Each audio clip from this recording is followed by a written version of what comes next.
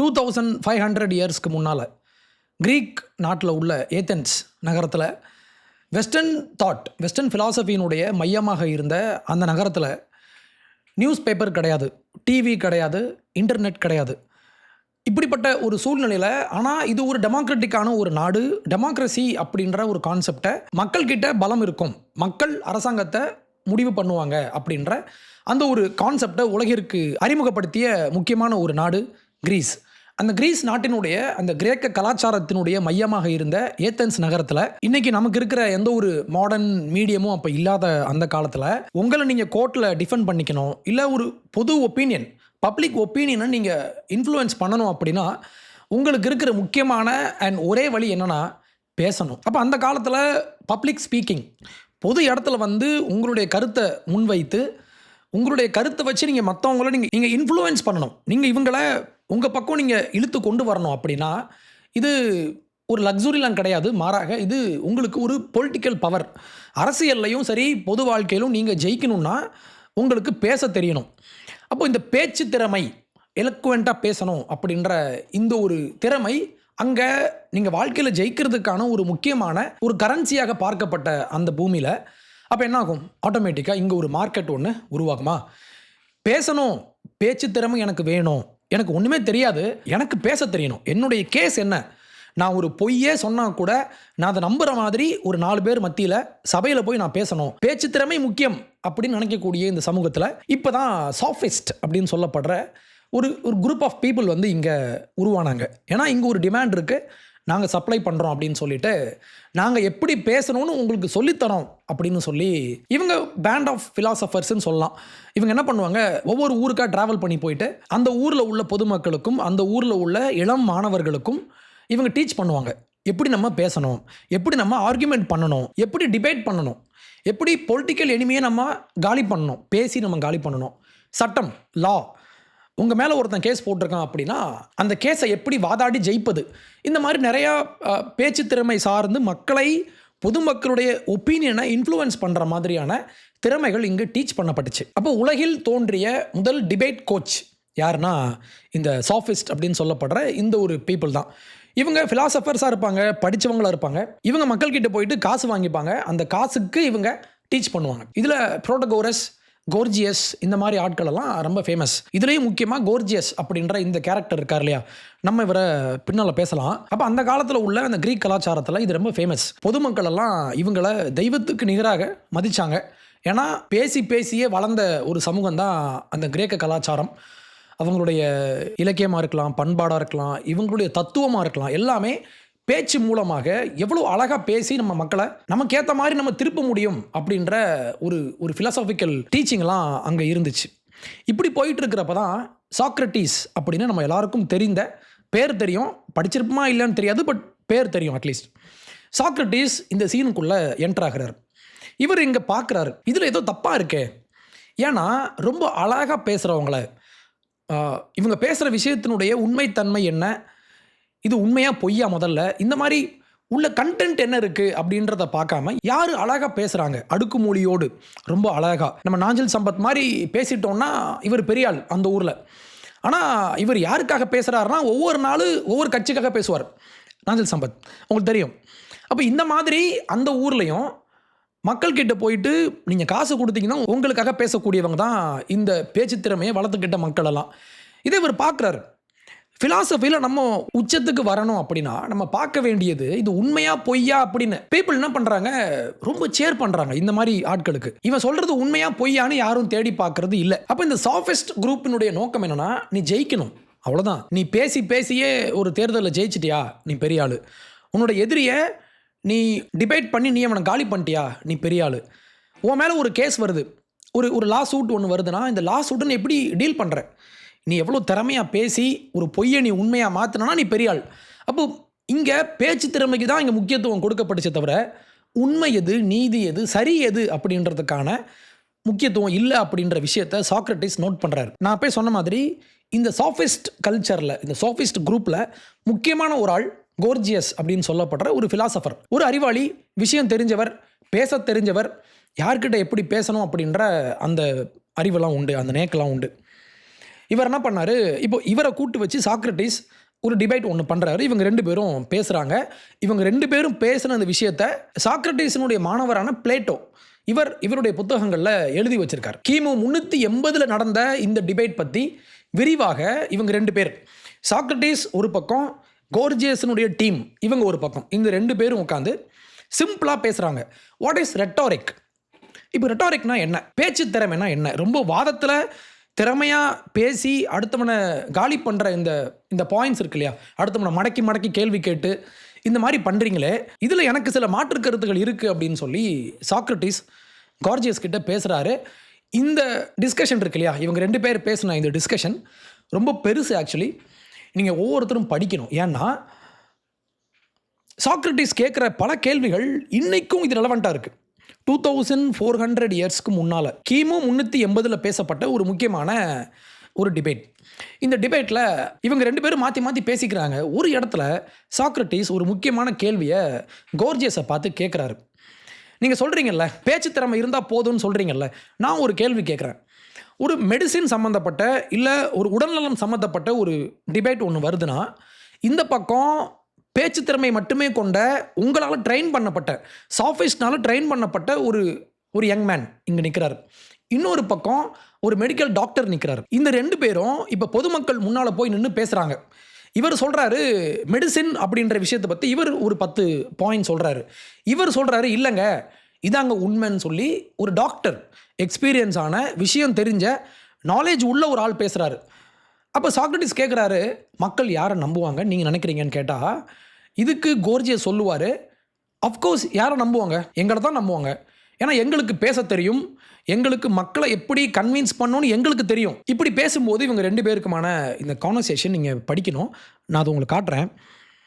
இப்போ சாக்ரட்டிஸ் கேட்குறாரு, you are saying in fact that the rhetorician will have greater powers of persuasion than the physician even in a matter of health அப்படின்னு கேட்டால் இவர் ஆமாம் with multitude, ஆமாம் mass ஜனங்கள் முன்னால் மக்கள் முன்னால் பேசுனீங்கன்னா உங்களுக்கு தான் மக்களை சம்மதிக்க செய்கிற, மக்களை கன்வின்ஸ் பண்ணுற டேலண்ட் இருக்குமான்னு கேட்டால் இவர் ஆமாம் அப்படின்னு சொல்கிறாரு.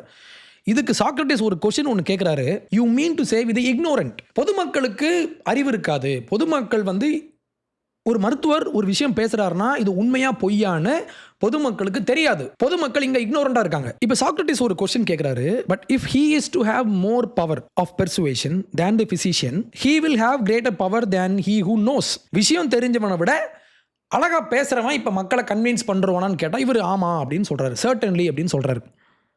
although he is not a physician, இவன் டாக்டரே இல்லை, ஆனால் டாக்டரை விட இவன் பேசி ஜெயிச்சிருவான், முக்கியமாக மெடிசின் சம்மந்தப்பட்ட விஷயத்தில். கடைசியாக சாக்ரட்டிஸ் ஒரு கொஸ்டின் கேட்டு முடிக்கிறாரு, then when the rhetorician is more persuasive than the physician, the ignorant is more persuasive with the ignorant than he who has knowledge. அறிவு உள்ளவனை விட, விஷயம் தெரிஞ்சவனை விட, விஷயம் தெரியாத ஒரு இக்னோரண்ட் ஆள் இவனுக்கு பேச மட்டும் தான் தெரியும், அழகாக பேசுவான், அந்த பாயிண்ட்ஸ் எல்லாம் நீங்கள் எடுத்து கொடுத்தீங்கன்னா ரொம்ப அழகாக பேசுவான். ஆனால் இவனும் ஒரு இக்னோரண்ட், முன்னால் இருக்கிற மக்களும் இக்னோரண்ட். இந்த இக்னோரண்ட் ஆள் இந்த அறிவுள்ள படித்த டாக்டருக்கு படித்த இந்த ஃபிசிஷியன், இந்த டாக்டரை விட இவன் அறிவாக பேசினான்னா, திறமையாக பேசினான்னா இவன் மக்களை பெர்சுவேட் பண்ணுருவான், மக்களை சம்மதிக்க பண்ணுருவான், மக்களை இன்ஃப்ளூயன்ஸ் பண்ணுருவானான்னு கேட்டால் ஆமாம் அப்படின்னு சொல்லி இதில் சாக்ரட்டிஸ் என்ன சொல்ல வராருன்னா, இங்கே பேச்சு திறமை கதைக்கு உதவாது, நமக்கு தேவை என்னன்னா ஒரு மெடிக்கல் சம்மந்தப்பட்ட விஷயத்தில் மக்கள் யாரை நம்பணும்னா டாக்டரை நம்பணும். ஆனால் டாக்டருக்கு பேச தெரில அப்படின்ற ஒரே காரணத்தினால டாக்டர் சொல்கிறது பொய்ன்னு ஆயிடாது, இவனுக்கு பேச தெரியும் அப்படின்றதுனாலேயே இவன் சொல்கிறதெல்லாம் உண்மைன்னு ஆயிடாது. He still and ignorant man, இவர் சொல்கிறார் பாருங்க. அப்போ சாக்ரட்டிஸ் இந்த முழு டிபேட்லையும் என்ன சொல்ல வராருன்னா, எசன்ஸ் என்ன அப்படின்னா, அப்ளாஸ், யார் அதிகமாக பாராட்டப்படுறாங்க, யார் அதிகமாக புகழப்படுறாங்க, யார் மக்களுடைய அங்கீகாரத்தை பெறாங்க அப்படின்றது முக்கியம் இல்லை. ஏன்னா மக்கள் இங்கே எக்ஸ்பர்ட் கிடையாது. விஷயம் தெரியாமல் இந்த க்ரௌட் சேர் பண்ண முடியும், இவனை கொண்டாட முடியும், இவனை தூக்கி வச்சு ஆட முடியும், எவ்வளோ திறமையாக பேசிட்டான் பாரு அப்படின்னு சொல்லி. அப்போ ஒரு பொய்யை நீங்கள் உண்மையாக மாற்ற முடியும். இவன் இந்த இக்னோரண்ட் பர்சன் மெடிக்கல் பற்றி நான் பேசுகிறேன் அப்படின்னு சொல்லிட்டு இவன் மக்கள்கிட்ட பேசுகிற விஷயம் முழுக்க பொய்யாவே இருந்தாலுமே மக்களுக்கு இது பொய்ன்னு தெரியாது. ஏன்னா இங்கே உண்மைன்றது இங்கே மையப்படுத்தப்படவில்லை, மாறாக இங்கே மையப்படுத்தப்பட்டது என்னன்னா இவனுடைய பேச்சு திறமை, இவன் எவ்வளவு அழகாக ஒரு பொய்யை சொல்கிறான் அப்படின்றது தான். இதில் என்ன ஒரு வேடிக்கை, என்ன ஒரு அயனி அப்படின்னா, இதே சாக்ரட்டிஸ் இவருடைய பேச்சு திறமை நமக்கு கூடாது, நமக்கு வந்து உண்மை தான் முக்கியம் அப்படின்னு பேசின இவரை நீ வந்து யங் பீப்புளை கெடுக்கிற, யங் பீப்புளுடைய மனசை நீ கெடுக்கிறேன்னு சொல்லி கிமு 399 இவரை விஷம் குடிச்சு செத்துப்போன்னு சொல்லி இவரை கொலை பண்ணிட்டாங்க. அந்த ஊரில் உள்ள இதே மக்கள் தான். அப்போ இதில் ஜெயிச்சது யார்? சாஃபிஸ்ட் இல்லையா? சாஃபிஸ்ட் வர்சஸ் சாக்ரட்டிஸ். இந்த 2 குரூப்பில் உண்மையை மட்டும்தான் நம்ம பேசணும், அழகான பேச்சு முக்கியம் இல்லை அப்படின்னு சொன்ன சாக்ரட்டிஸை அந்த மக்கள் கொன்று போட்டாங்க. அவர் இறந்து ஒரு 20 இயர்ஸ்க்கு அப்புறம் இவர் பேசியதாக சொல்லப்பட்ட இந்த டிபேட்டை பிளேட்டோ, இவருடைய மாணவரான பிளேட்டோ இங்கே ரெக்கார்ட் பண்ணி நமக்கு கொடுத்துருக்காரு. முருகப்பெருமானுக்கு எந்த ஊர், இவர் எங்கே பிறந்தார், இவர் மனுஷனாக இருந்து கடவுளாக எக்ஸால்ட் பண்ணப்பட்டாரா, இல்லை இவர் எப்போவுமே கடவுளா, இந்த மாதிரி ஒரு சில பாயிண்ட்ஸ்லாம் நம்ம பார்த்துருப்போம். பாரி வர்சஸ் விக்கி டிபேட் நீங்கள் பார்த்துருப்பீங்க. ஸோ இந்த டிபேட்டில் இதில் யார் ஜெயிச்சா, இந்த டிபேட்டில் யாரை ஓட விட்டா, யார் தெருக்கி விட்டா, யார் பறக்க விட்டான்னா அதுக்கான பதில் இந்த வீடியோவில் இருக்காது. அதை பேச நாங்கள் வரல. நான் பேச விரும்புகிற விஷயம் என்னென்னா, டிபேட் அப்படின்றது என்ன, வாட் இஸ் டிபேட். நீங்கள் தம்ப்நெயிலில் பார்த்த மாதிரி எப்படி டிபேட் பண்ணக்கூடாது. நம்ம ஊரில் முக்கியமாக தமிழ்நாட்டில் டிபேட் கல்ச்சர் அப்படின்ற இந்த ஒரு டிபேட், டிவி டிபேட்லாம் நான் 15 வருஷமாக பார்த்துட்டு இருக்கேன். சண்டை போட்டு திட்டுவானுங்க, கத்துவானுங்க, இதான் டிபேட்டு நம்ம நினச்சிட்டு இருக்கோம்ல. ஆனால் இது டிபேட் இல்லை. இதெல்லாம் டிபேட்டுன்ற வார்த்தைக்குள்ளேயே நம்ம ஊரில் பண்ணுறவங்க பேசுகிறவங்களுடைய விஷயமெல்லாம் உள்ளே வராது. இது இவங்களுடைய குரூப்பை இல்லை கட்சியை திருப்திப்படுத்த இவங்க கத்திட்டு இருக்காங்க, அவ்வளோதான். அப்போ இந்த பாரி வர்சஸ் விக்கி டிபேட்டில் யார் ஜெயிச்சா அப்படின்னு நீங்கள்லாம் கேட்டிங்கன்னா பதில் என்கிட்ட இல்லை. அதுக்கு மாறாக இந்த டிபேட் பற்றி போன ஃப்ரைடே ஈவினிங் ரிலீஸ் பண்ணாங்களா, ஃப்ரைடே மார்னிங் நம்ம தம்பி ஒருத்தர் என்கிட்ட மெசேஜ் பண்ணி கேட்டார், ஆனால் இந்த மாதிரி இவங்க டிபேட் பண்ணுறாங்க, ஐ எம் ஸோ எக்ஸைட்டட் அப்படின்னாரு. அதுக்கு நான் பதில் சொன்னேன், ஐ டோன்ட் பாதர். தமிழ் பொலிட்டிக்ஸை பொறுத்தவரை இங்கே டிபேட்லாம் வேஸ்ட்டு, யூஸ்லெஸ்.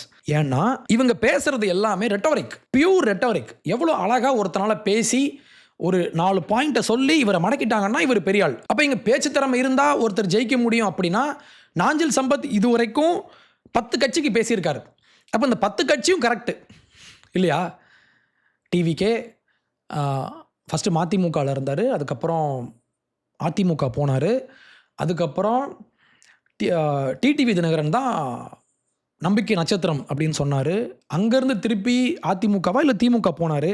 அடுத்து நான் பேசுவேன், என்னுடைய அழகிய தமிழ் மொழி தான் இனிமேல் நான் பேசுவேன் அப்படின்னு சொன்னார். அதுக்கப்புறம் திமுக போயிட்டு உதயநிதிக்கு ஊதிட்டு இருந்தார். இப்போ திருப்பி விஜய்க்கு பாட்டு பாடிட்டு இருக்காரு. அப்போது அழகான பேச்சு தான் இங்கே திறமை, அழகான பேச்சு தான் உண்மை அப்படின்னா நம்ம ஊரில் உண்மையின் உரைக்கல் யாருன்னா நம்ம நாஞ்சில் சம்பத் தான். ஆனால் நான் சொன்னேன், இப்படிலாம் டிபேட் பண்ணக்கூடாது, இது முதல்ல டிபேட்டே இல்லை, அதுவும் நம்ம ஊர் டிபேட்டில் ஃபார்மேட்டே இருக்காது, இஷ்டத்துக்கு கத்துவானுங்க அப்படின்னு நான் சொன்னேன். நான் சொன்ன மாதிரியே தான் நடந்துச்சு இந்த டிபேட். ஒரே ஒரு பாயிண்ட்டு கூட இவங்க 2 பேர் பேசின பாயிண்டில் கெவின் பாலுக்குன்னு ஒரு takeaway, both Barry and Vicky இந்த 2 பேருமே கெவின் பாலுக்கு ஒரு வேல்யூ கொடுத்தாங்க, இல்லை ஒரு ஃபேக்டை வந்து என்கிட்ட சொல்லி என்னை வந்து என்லைட்டன் பண்ணாங்கன்னா இல்லை. இந்த முழு டிபேட்லையும் ஒரே ஒரு இடத்துல கூட இவங்க 2 பேருமே ஆடியன்ஸ்க்கு வேல்யூ ஆட் பண்ணாங்கன்னு நான் நினைக்கல. ஒரு உண்மையை ஸ்ட்ராங்காக சொன்னாங்க, இல்லை ஒரு கருத்தை கொஞ்சமாவது அட்வான்ஸ் பண்ணாங்களான்னா இல்லை, 2 பேருமே இதை பண்ணல. ஏன் அப்படின்னா முதல்ல டிபேட்டுக்குன்னு ஒரு ஃபார்மேட் இருக்குது. இதே தம்பிக்கிட்ட நான் சொன்னேன், ஒரு 2-3 இயர்ஸ் இருக்கும், டிபேட் எப்படி பண்ணணும், டிபேட்டுக்கான ஃபார்மேட் எப்படி இருக்கணும் அப்படின்னு நான் பார்த்த வரையிலான என்னுடைய அண்டர்ஸ்டாண்டிங்கை நான் நோட்ஸில் வந்து நான் எழுதி வச்சேன். ஃபஸ்ட்டு ஒரு மாடரேட்டர் இருக்கணும். மாடரேட்டர் என்ன சொல்லுவார்னா, இன்றைக்கி டிபேட்டில் நம்ம இந்த பாயிண்ட் நம்ம டிபேட் பண்ண போகிறோம், விவாதத்திற்கான மையப்புள்ளி இது, இவங்க இந்த ஸ்டாண்டில் இருக்காங்க, இல்லை இவங்க இந்த ஸ்டாண்டில் இருக்காங்க, 2 பார்ட்டிஸ் இங்கே இருக்காங்க, இந்த 2 பேரையும் நியூட்ரலாக அறிமுகப்படுத்த வேண்டிய வேலை மாடரேட்டருக்கு உண்டு. ஆனால் இங்கே மாடரேட்டர்னு ஒரு ஆளே இல்லை. மாடரேட்டர் ஒரு கருத்தை முன் வச்சு சொன்னார்னா என்ன டிபேட் பண்ண போகிறோம், என்ன பாயிண்டில் பேச போகிறோன்னு 2 பேருக்குமே தெரியும், முக்கியமாக ஆடியன்ஸ்க்கு தெரியும். அடுத்து ஓப்பனிங் ஸ்டேட்மெண்ட், இன்டரப்ஷனே இல்லாமல், இடைமறித்தல் இல்லாமல் ஃபஸ்ட்டு இவர் விக்கி ஒரு 10 நிமிஷம் இவருடைய ப்ரொப்போசிஷன் என்ன, இவர் என்ன ப்ரூவ் பண்ண போகிறாரு, இல்லை என்ன டீபங்க் பண்ண போகிறாரு, 10 நிமிஷம் இன்டரப்ட் பண்ணாமல் இவருடைய கருத்தை முன் வச்சுட்டு அடுத்து பாரி இவர் ஒரு 10 நிமிஷம். இந்த 10 நிமிஷம் இதுக்கான பதில் கிடையாது, மாறாக என்னுடைய ஸ்டேட்மெண்ட், ஓப்பனிங் ஸ்டேட்மெண்ட் என்ன, நான் என்ன சொல்ல போகிறேன், அவங்களுடைய தீசிஸ் என்ன, இவங்க என்ன ப்ரூவ் பண்ண போகிறாங்க, இதுக்கு இவங்ககிட்ட என்ன எவிடன்ஸ் இருக்குது, இந்த 2ஐயும் இவங்க வச்சிடணும் ஃபஸ்ட்டு. அப்போது ஆடியன்ஸ்க்கு என்ன ஆகும்னா, இவங்க இப்போ ஜட்ஜ் பண்ண மாட்டாங்க ஆடியன்ஸ். நீ பெருசான்னு ஜட்ஜ் பண்ணுறதுக்கு முன்னாலேயே இவங்க 2 பேருக்குமான சைடு என்ன, நீங்கள் என்ன சொல்ல போகிறீங்க, இல்லை நீங்கள் என்ன சொல்ல போகிறீங்க அப்படின்ற அந்த கிளாரிட்டி மக்களுக்கு முதல்ல கிடச்சிரும். அடுத்து ரிபோட்டல். இந்த ஃபேஸில் என்ன ஆகும்னா, இப்போ 2 பேருக்கும் 10 நிமிஷம், நான் 10 நிமிஷம் நான் போட்டு வச்சுருக்கேன். இது என்னுடைய டைமிங் முக்கியம் இல்லை, ஃபார்மேட் தான் முக்கியம். ஃபஸ்ட்டு ஓப்பனிங் ஸ்டேட்மெண்ட் முடிச்சுட்டு அதுக்கப்புறம் இவங்க 2 பேரும் ஆளுக்கு 10 நிமிஷம் இவங்க ரெஃப்யூட் பண்ணலாம். இவருடைய ஆர்குமெண்ட் என்ன, இப்போ தான் நீங்கள் என்ன பண்ணணும்னா, ஓப்பனிங் ஸ்டேட்மெண்ட்டில் விக்கி வச்ச ஆர்குமெண்ட்டினுடைய மாற்று கருத்தை பாரிங்க சொல்லலாம்.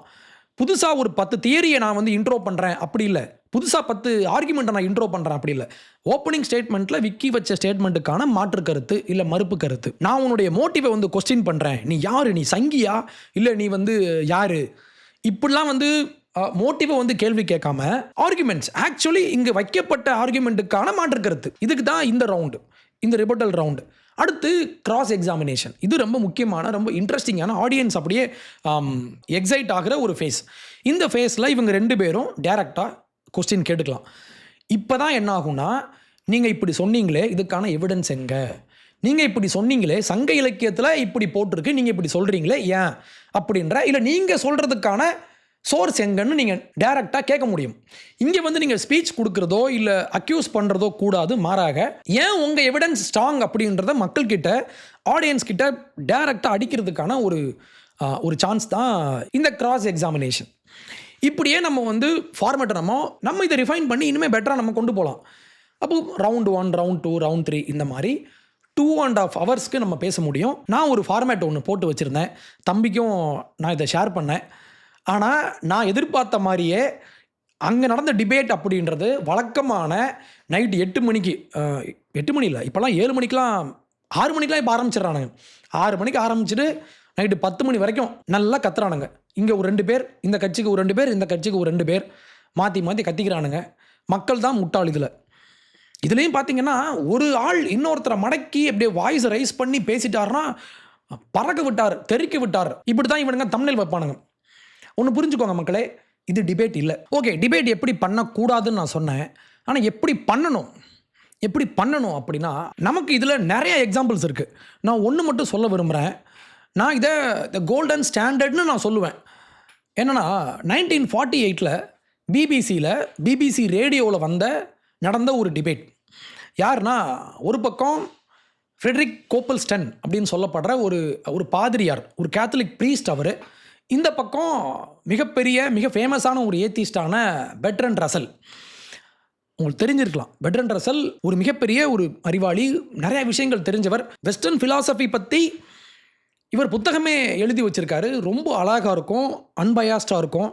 ஒரு நாத்திகர், ஆனால் நாத்திகத்துக்கு மட்டுமே நான் போய் சொம்படிப்பேன் அப்படி இல்லாமல் அனைத்து ஃபிலாசபிக்கல் தாட்டுக்கும், க்ரீக்கிலேருந்து ஆரம்பித்து இன்றைய நவீன ஃபிலாசபி வரைக்குமே ஃபிலாசபியினுடைய, வெஸ்டர்ன் ஃபிலாசபியினுடைய அந்த ஸ்டேஜஸை வந்து ரொம்ப அழகாக கேப்சர் பண்ணி புத்தகம்லாம் எழுதி வச்சுருப்பார். எனக்கு இவர் பர்சனலி பிடிக்கும். இந்த பக்கம் ஃப்ரெட்ரிக் கோப்பல்ஸ்டன், இவரும் ஒரு சாதாரணமான ஆள்லாம் இல்லை, பாதிரியார் தான், கேத்தலிக் ப்ரீஸ்ட் தான். ஆனால் இவரும் ஃபிலாசபியில் நிறைய வால்யூம்ஸ்லாம் போட்டிருக்காரு. மேற்கத்திய தத்துவத்திற்கான இன்ட்ரோடக்ஷன் புத்தகங்கள்லாம் நிறையா இவர் எழுதி வச்சுருக்காரு. பெர்ட்ரண்ட் ரசலை தெரிஞ்சுக்கிட்டதுக்கு அப்புறம் தான் எனக்கு கோப்பல்ஸ்டன் தெரியும். ஆனால் கோப்பல்ஸ்டன் நீங்கள் படிக்கணும். கேத்தலிக் ப்ரீஸ்ட், ஆனால் கொஞ்சம் அந்த கேத்தலிக் இன்ஃப்ளூயன்ஸ் அவர்கிட்ட இருக்கும். But still he's a very good philosopher. இந்த 2 பேரும் டிபேட் பண்ணாங்க. என்னன்னா, on the existence of God, கடவுள் இருக்காரா இல்லையா. இந்த உலகம் தோன்றிய நாள் முதல் மனுஷங்கள்லாம் ரொம்ப தீவிரமாக பேசிகிட்டு இருக்கிற ஒரு முக்கியமான ஒரு டாபிக். இந்த டாப்பிக்கில் இவங்க 3 விஷயத்தை இவங்க எடுத்துக்கிட்டாங்க. கவனிங்க, வெறும் 56 நிமிஷம். எவ்வளோ? 56 நிமிஷம். 56 நிமிஷத்தில் லெஸ் தென் 1 ஹவருக்குள்ளே இவங்க 3 விஷயத்தை இவங்க பேசியிருப்பாங்க. வெறும் 3 விஷயம். ஒன்று, கடவுள் இருக்காருன்னு நீங்கள் சொல்கிறீங்களே, அப்போது இந்த உலகத்தில் இவ்வளோ விஷயங்கள் இன்றைக்கி உருவாக்கப்பட்டிருக்கு. நீங்கள் பார்க்குற சூரியன், சந்திரன், யூனிவர்ஸ் எல்லாமே கடவுள்னு ஒரு ஃபஸ்ட்டு காசு இல்லாமல் இதெல்லாம் எப்படி உருவாகும் அப்படின்றது பாயிண்ட் நம்பர் 1. அடுத்து, மதம் சார்ந்த எக்ஸ்பீரியன்ஸ்னு வச்சுக்கலாம். மனுஷங்கள்லாம் இப்போ சொல்லுவாங்கள்ல, கடவுளை நான் நேரில் பார்த்தேன், எனக்கு சாமி வந்து இறங்குச்சு, இல்லை நான் வந்து ஜீசஸை நான் வந்து நேரில் பார்த்தேன், இல்லை எனக்கு வந்து சொப்பனத்தில் கனவுல காட் வந்து என்கிட்ட பேசினார். இந்த மாதிரி நிறையா எக்ஸ்பீரியன்சஸ். நான் கடவுளை நான் நேரில் பார்த்தேன், இல்லை பேயை நான் நேரில் பார்த்தேன். இந்த மாதிரி சூப்பர் நேச்சுரல் எக்ஸ்பீரியன்ஸை மக்கள்லாம் ஷேர் பண்ணுறாங்களே, நம்ம இதை எப்படி புரிஞ்சுக்கணும் அப்படின்றது பாயிண்ட் நம்பர் 2. பாயிண்ட் நம்பர் 3 வந்து moral argument. What is moral argument அப்படின்னா, சரி தவறு. இப்போது மனுஷங்களுக்குள்ள இது பண்ணால் சரி, ஒருத்தரை கொலை பண்ணால் சரி, அன்பு காட்டினா அது நல்லது அப்படின்ற மாதிரி நம்ம நம்புகிறோம் இல்லை நேச்சுரலி. இது எப்படி சாத்தியம்? அப்போது மோரல் ஆர்குமெண்ட்னு ஒன்று இருக்குது, மனுஷங்களுக்குள்ள இந்த மோரல் ஃப்ரேம் ஒர்க்குன்னு ஒன்று உள்ளே இருக்குல்ல, இது எப்படி ஒரு ஏத்திஸ்ட் இதை நம்ம டிஃபெண்ட் பண்ண முடியும் அப்படின்ற அந்த 3 பாயிண்ட்டை மட்டும் இவங்க எடுத்துக்கிட்டு 56 நிமிஷம் பேசியிருப்பாங்க. எனக்கு பர்ட்ரண்ட் ரசல் முதன்முறையாக அறிமுகப்படுத்தியது யார் அப்படின்னா, நம்ம ஊரில் ஓசி சோறு அப்படின்னு அன்போடு அழைக்கப்படுகிற கி. வீரமணி. கி. வீரமணி, நான் இது காலேஜ் படிக்கிற டைமில் லஞ்ச் முடிச்சுட்டு காலேஜில் உள்ள லைப்ரரி அங்கே போய் நானும் ஃப்ரெண்டும் போய் படிப்போம். எதாவது மேகசின் படிப்போம், இல்லை ஆங்கில இலக்கியம் இந்த மாதிரி படிக்கும்போது அங்கே ஒரு மேகசின் இருந்துச்சு, தமிழில் இருந்துச்சு. தமிழில் இவங்க போட்டிருந்த திராவிட கழகம் போட்டிருந்த ஒரு மேகசீனில் நாத்திகம் பற்றி ஒரு செக்ஷன் ஒன்று இருந்துச்சு. கவனிங்க, ஒரு தனியார் கல்லூரியினுடைய லைப்ரரியில் இந்த கும்பலுடைய புத்தகம் அங்கே உள்ளே இருக்குது.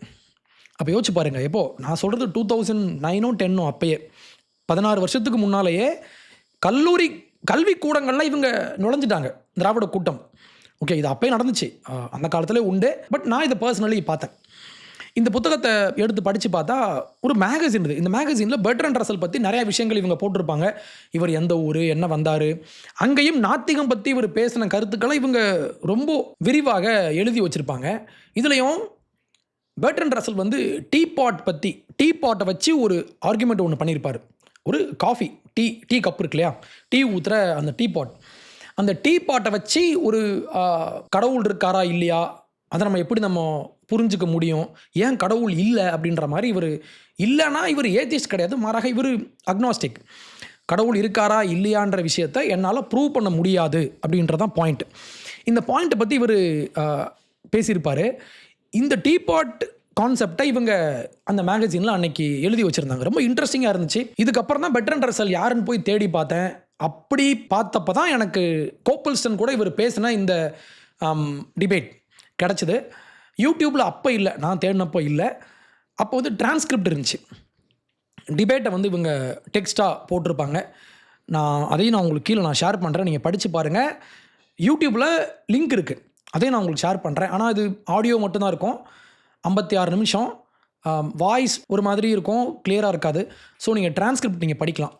அதில் டிபேட் எப்படி பண்ணணும், ரெண்டு பேருமே ஆப்போசிட் சைடில் உள்ளவங்க. ஆனால் இந்த 2 பேரும் மிக முக்கியமான டாபிக், இந்த உலகத்தில் நம்ம தெரிந்து கொள்ள வேண்டிய மிக முக்கியமான டாபிக். ஆக்சுவலி எனக்குமே அந்த டைமில் கடவுள் பற்றி நிறையா கேள்விகள்லாம் உள்ள இருந்துச்சு. நானும் கெவின் பால்னு பேர் இருக்குது. Okay, I was born and brought up in a Christian family. அப்படி பார்க்குறப்போ, இந்தாப்பா பைபிள் இருந்தாப்பா படிப்பா, இதை அப்படியே நம்புப்பா, அப்படி தான் எனக்கு சொல்லி கொடுத்தாங்க. ஆனால் நான் அப்படி வரல. நான் வந்து தேடினேன், கடவுள் இருக்கிறது உண்மையா, இல்லை பைபிளில் சொல்லப்பட்டது உண்மையா, இல்லை மற்ற மதங்கள்லாம் பேசுகிறாங்களே இதெல்லாம் உண்மையா, எல்லா மதங்களையும் எக்ஸ்ப்ளோர் பண்ணி எல்லா ஃபிலாசபிக்கல் ஸ்கூல் ஆஃப் தாட்டையும் படித்து நிறைய விஷயங்கள் தேடி I believe in God now. ஆனால் அந்த டைமில் காலேஜ் டைமில் வந்து நிறையா குழப்பங்கள் இருந்துச்சு, எது உண்மை எது பொய் அப்படின்ற மாதிரி முட்டி மோதி தேடி. இப்போ எனக்கு ஒரு நம்பிக்கை இருக்குது, ஆனால் அந்த டைமில் எனக்கு நிறைய குழப்பங்கள் இருந்த டைமில் கரெக்டாக ஐ ஃபவுண்ட் பர்ட்ரண்ட் ரசல் படித்தேன். அதுக்கப்புறம் கோப்பல்ஸ்டன் படித்தேன். அதுக்கப்புறம் ஜிகே ஜெஸ்டர்டன், அதுக்கப்புறம் ரவி சக்கரியாஸ், இந்த மாதிரி நிறையா ஃபிலாசபர்ஸ்லாம் உண்டு, நிறைய பேர் உண்டு. எல்லாரையும் படித்து நம்ம ஒரு முடிவுக்கு வருவோம் இல்லையா. அப்போது என்னுடைய கடவுள் சார்ந்த ஒரு தேடலுக்கான ஆரம்ப புள்ளியாக இந்த டிபேட் இருந்துச்சு. ஸோ இன்றைக்கும் எனக்கு பர்சனலி என்னை ரொம்ப பாதிக்கிற, அடிக்கடி நான் எடுத்து படிப்பேன். ஆடியோ கேட்குறதுக்கு ஒரு மாதிரி கிராஸாக இருக்கும் sound. I read the transcript. So நீங்களும் படித்து பாருங்கள். இந்த டிபேட்டை அவங்க எப்படி ஸ்டார்ட் பண்ணுறாங்கன்னு பாருங்கள். முதல் ஓப்பனிங் ஸ்டேட்மெண்ட்டில் கோப்பல்ஸ்டன் ஒரு விஷயம் ஒன்று சொல்லுவார். As we are going to discuss the existence of God, it might perhaps be as well to come to some provisional agreement as to what we understand by the term God. I presume that we mean a supreme personal being, distinct from the world and creator of the world. Would you agree, provisionally at least, to accept this statement of the meaning of the term God? Yes, I accept this definition. As we are going to discuss the existence of God, it might perhaps be as well to come to some provisional agreement as to what we understand by the term God. முதல் கேள்வி என்ன, முதல் point என்ன, கடவுள். Okay, கடவுளை பற்றி நம்ம பேச வரோம். ஆனால் கடவுள் அப்படின்ற அந்த டெஃபினேஷன் யார், கடவுளுக்கான டெஃபினேஷன் என்ன, முதல்ல இதை பற்றி நம்ம முதல்ல பேசணும் அப்படின்னு சொன்னால் அடுத்த வரியே பெர்ட்ரண்ட் ரசல் கிட்டேருந்து இமீடியட்டாக வர்ற பதில் பார்த்தீங்கன்னா, yes I accept your definition. அவர் சொல்லுவார், எந்த ஈகோவும் இருக்காது, உன் டெஃபினேஷன் பொய், நீ பயாஸ்டான ஆள், நீ சொல்கிறத நான் ஏன் ஏற்றுக்கணும், இந்த மாதிரி எந்த ஒரு ஈகோவும் இல்லாமல் 2 பேருமே பெரிய ஆள், 2 பேருமே அறிவாளிகள், 2 பேருமே படித்தவங்க, 2 பேரும் விஷயம் தெரிஞ்சவங்க. ஆனால் இப்போது இந்த முருகர் டிபேட்லையுமே இவங்க 2 பேருமே நீங்கள் பாருங்கள், எடுத்த உடனே இஷ்யூக்குள்ளே அப்படியே போகிறாங்க. என்ன டெஃபினேஷன் என்ன, நம்ம பேச போகிறோம் அப்படின்ற ஒரு கிளாரிட்டி இல்லை. இப்படி ஒரு கிளாரிட்டி மட்டும் இருந்துச்சுன்னா 30% 40% கூட வச்சுக்கலாம், குழப்பங்கள்லாம் காணாமல் போயிருக்கும். ரசலும் கோப்பல்ஸ்டனும் பேசுகிற இந்த ஓப்பனிங் ஸ்டேட்மெண்ட் இருக்கு இல்லையா, இது ஒரு கிளாசிக்கான விஷயம். கடவுள்னா என்ன, நம்ம அதை முதல்ல டிஃபைன் பண்ணிடலாம் அப்படின்னு சொல்லி இவங்க அங்கேருந்து ஆரம்பிப்பாங்க. இந்த டிபேட்டில் நான் கற்றுக்கிட்ட இன்னொரு பாயிண்ட் என்னென்னா, ஒரு டைமில் ஒரு பாயிண்ட் தான் பேசணும். 100 பாயிண்ட் எடுத்துகிட்டு வந்து எவ்ரி 5 செகண்ட்ஸ் புது பாயிண்ட் வந்து அப்படியே அள்ளி தெறிக்கக்கூடாது. இதில் பாருங்களேன், இதில் வந்து இப்போ ரசல் ஒரு பாயிண்ட் ஒன்று சொல்லுவார், கோப்பல்ஸ்டன் பேசி முடிச்சிருப்பாரு, நெக்ஸ்ட் இவர் பேசுறாரு. This raises a great many points, perhaps the best point at which to begin is. நிறைய பாயிண்ட் நீங்க சொல்லியிருக்கீங்க, உங்களுடைய ஆர்குமெண்ட்டை நான் அப்படியே ஃபாலோ பண்ணி நான் போனேன் அப்படின்னா நிறைய பாயிண்ட்ஸ் இதுல இருந்து வரும், ஒரு பாயிண்ட் எடுத்து நான் ஸ்டார்ட் பண்றேன் அப்படின்னு அங்க இருந்து ஆரம்பிச்சிருப்பாரு. எல்லாத்துக்கும் நான் பதில் சொல்றேன், எல்லா கேள்விக்கும் நான் பதில் சொல்றேன் பாரு அப்படிலாம் பண்ணாம ஒரு கேள்வியை ஒரு ஆர்குமெண்ட்ல எடுத்திருப்பாரு. இதுதான் ஃபிலாசபி. இப்படி தான் மெச்சூரான ஆட்கள் இப்படி தான் டிபேட் பண்ணுவாங்க. ஆனால் இவங்க 2 பேருமே என்னத்தையோ பேசிகிட்டு இருந்தாங்க. அடுத்து இன்னொரு முக்கியமான பாயிண்ட், 2 பேரும் பேசும்போதும் இவங்க 2 பேருமே இப்படி இருப்பாங்க, பெர்ட்ரண்ட் ரசலும் கோப்பல்ஸ்டனும். ஆனால் இவங்க எப்படி டிசக்ரி ஆகுறாங்கன்னு பாருங்களேன். இப்போது கோப்பல்ஸ்டன் பேசுகிற விஷயம் ரசலுக்கு பிடிக்கலன்னா ரசல் சொல்கிற அந்த வார்த்தைகள்லாம் கொஞ்சம் கவனிங்களேன். நீ பொய் சொல்கிற, நீங்கள் வந்து திருச்சி பேசுகிறீங்க, மாற்றி பேசுகிறீங்க, இப்படிலாம் இவர் சொல்ல மாட்டார். இவர் என்ன சொல்கிறாருன்னா, ஐ டோன்ட் அட்மிட், இது ஏற்கும்படியாக இல்லை, இல்லைனா ஐ டோன்ட் திங்க், நான் இப்படி நினைக்கல. இதே மாதிரி கோப்பல்ஸ்டன் சொல்கிறாரு, இட் சீம்ஸ் டு மீ, இப்படி எனக்கு தோணுது, ஐ ஷுட் சே, நான் இப்படி சொல்லுவேன், ஐ அக்ரி, நான் இதை ஏற்றுக்கிறேன். இந்த மாதிரி ரொம்ப இவங்க டிசக்ரி ஆகிற பாயிண்ட்டை வந்து இவ்வளோ அழகாக பேசியிருப்பாங்க. இவங்க 2 பேருக்குமே ஃபண்டமெண்டலி அக்ரிமெண்ட் இல்லை, கடவுள் இருக்குது கடவுள் இல்லை அப்படின்ற இந்த ஃபண்டமெண்டலி இவங்க 2 பேருமே வேறு ஆப்போசிட்டில் இருக்காங்க. ஆனால் பாயிண்ட்ஸ் பேசும்போது 2 பேரும் இவங்க கருத்தை மறுக்கும்போது கருத்தை மறுக்கிற அந்த இடத்துல இவங்க சொல்கிற வார்த்தைகள்லாம் ரொம்ப முக்கியம். ஆனால் இந்த டிபேட்டில் நீங்கள் என்னத்தையாவது பேசிகிட்டு இருக்காதீங்க, இவங்களாம் பேசுவாங்க தெரியுமா, லூஸ் மாதிரி பேசுகிறீங்க, வளர்றீங்க, இந்த மாதிரி எதுவுமே இருக்காது. ரொம்ப சிவிலாக இப்போ 2 ஃப்ரெண்ட்ஸ் பேசிக்கிட்டா எப்படி இருக்கும் அந்த மாதிரி தான் பேசியிருப்பாங்க. இந்த டிபேட்டில் இப்படி மாற்றி பேசிப்பாங்களா? பேசி முடிச்சுட்டு நீங்கள் பார்த்தீங்கன்னா பெர்ட்ரண்ட் ரசல் வந்து கோப்பல்ஸ்டன் பேசுகிற விஷயத்த ஷார்ப்பாக மறுத்திருப்பார், இவரும் இவரை ஷார்ப்பாக மறுத்திருப்பார். 2 பேரும் ஈக்குவலாக பேசிக்கிட்டே வருவாங்க.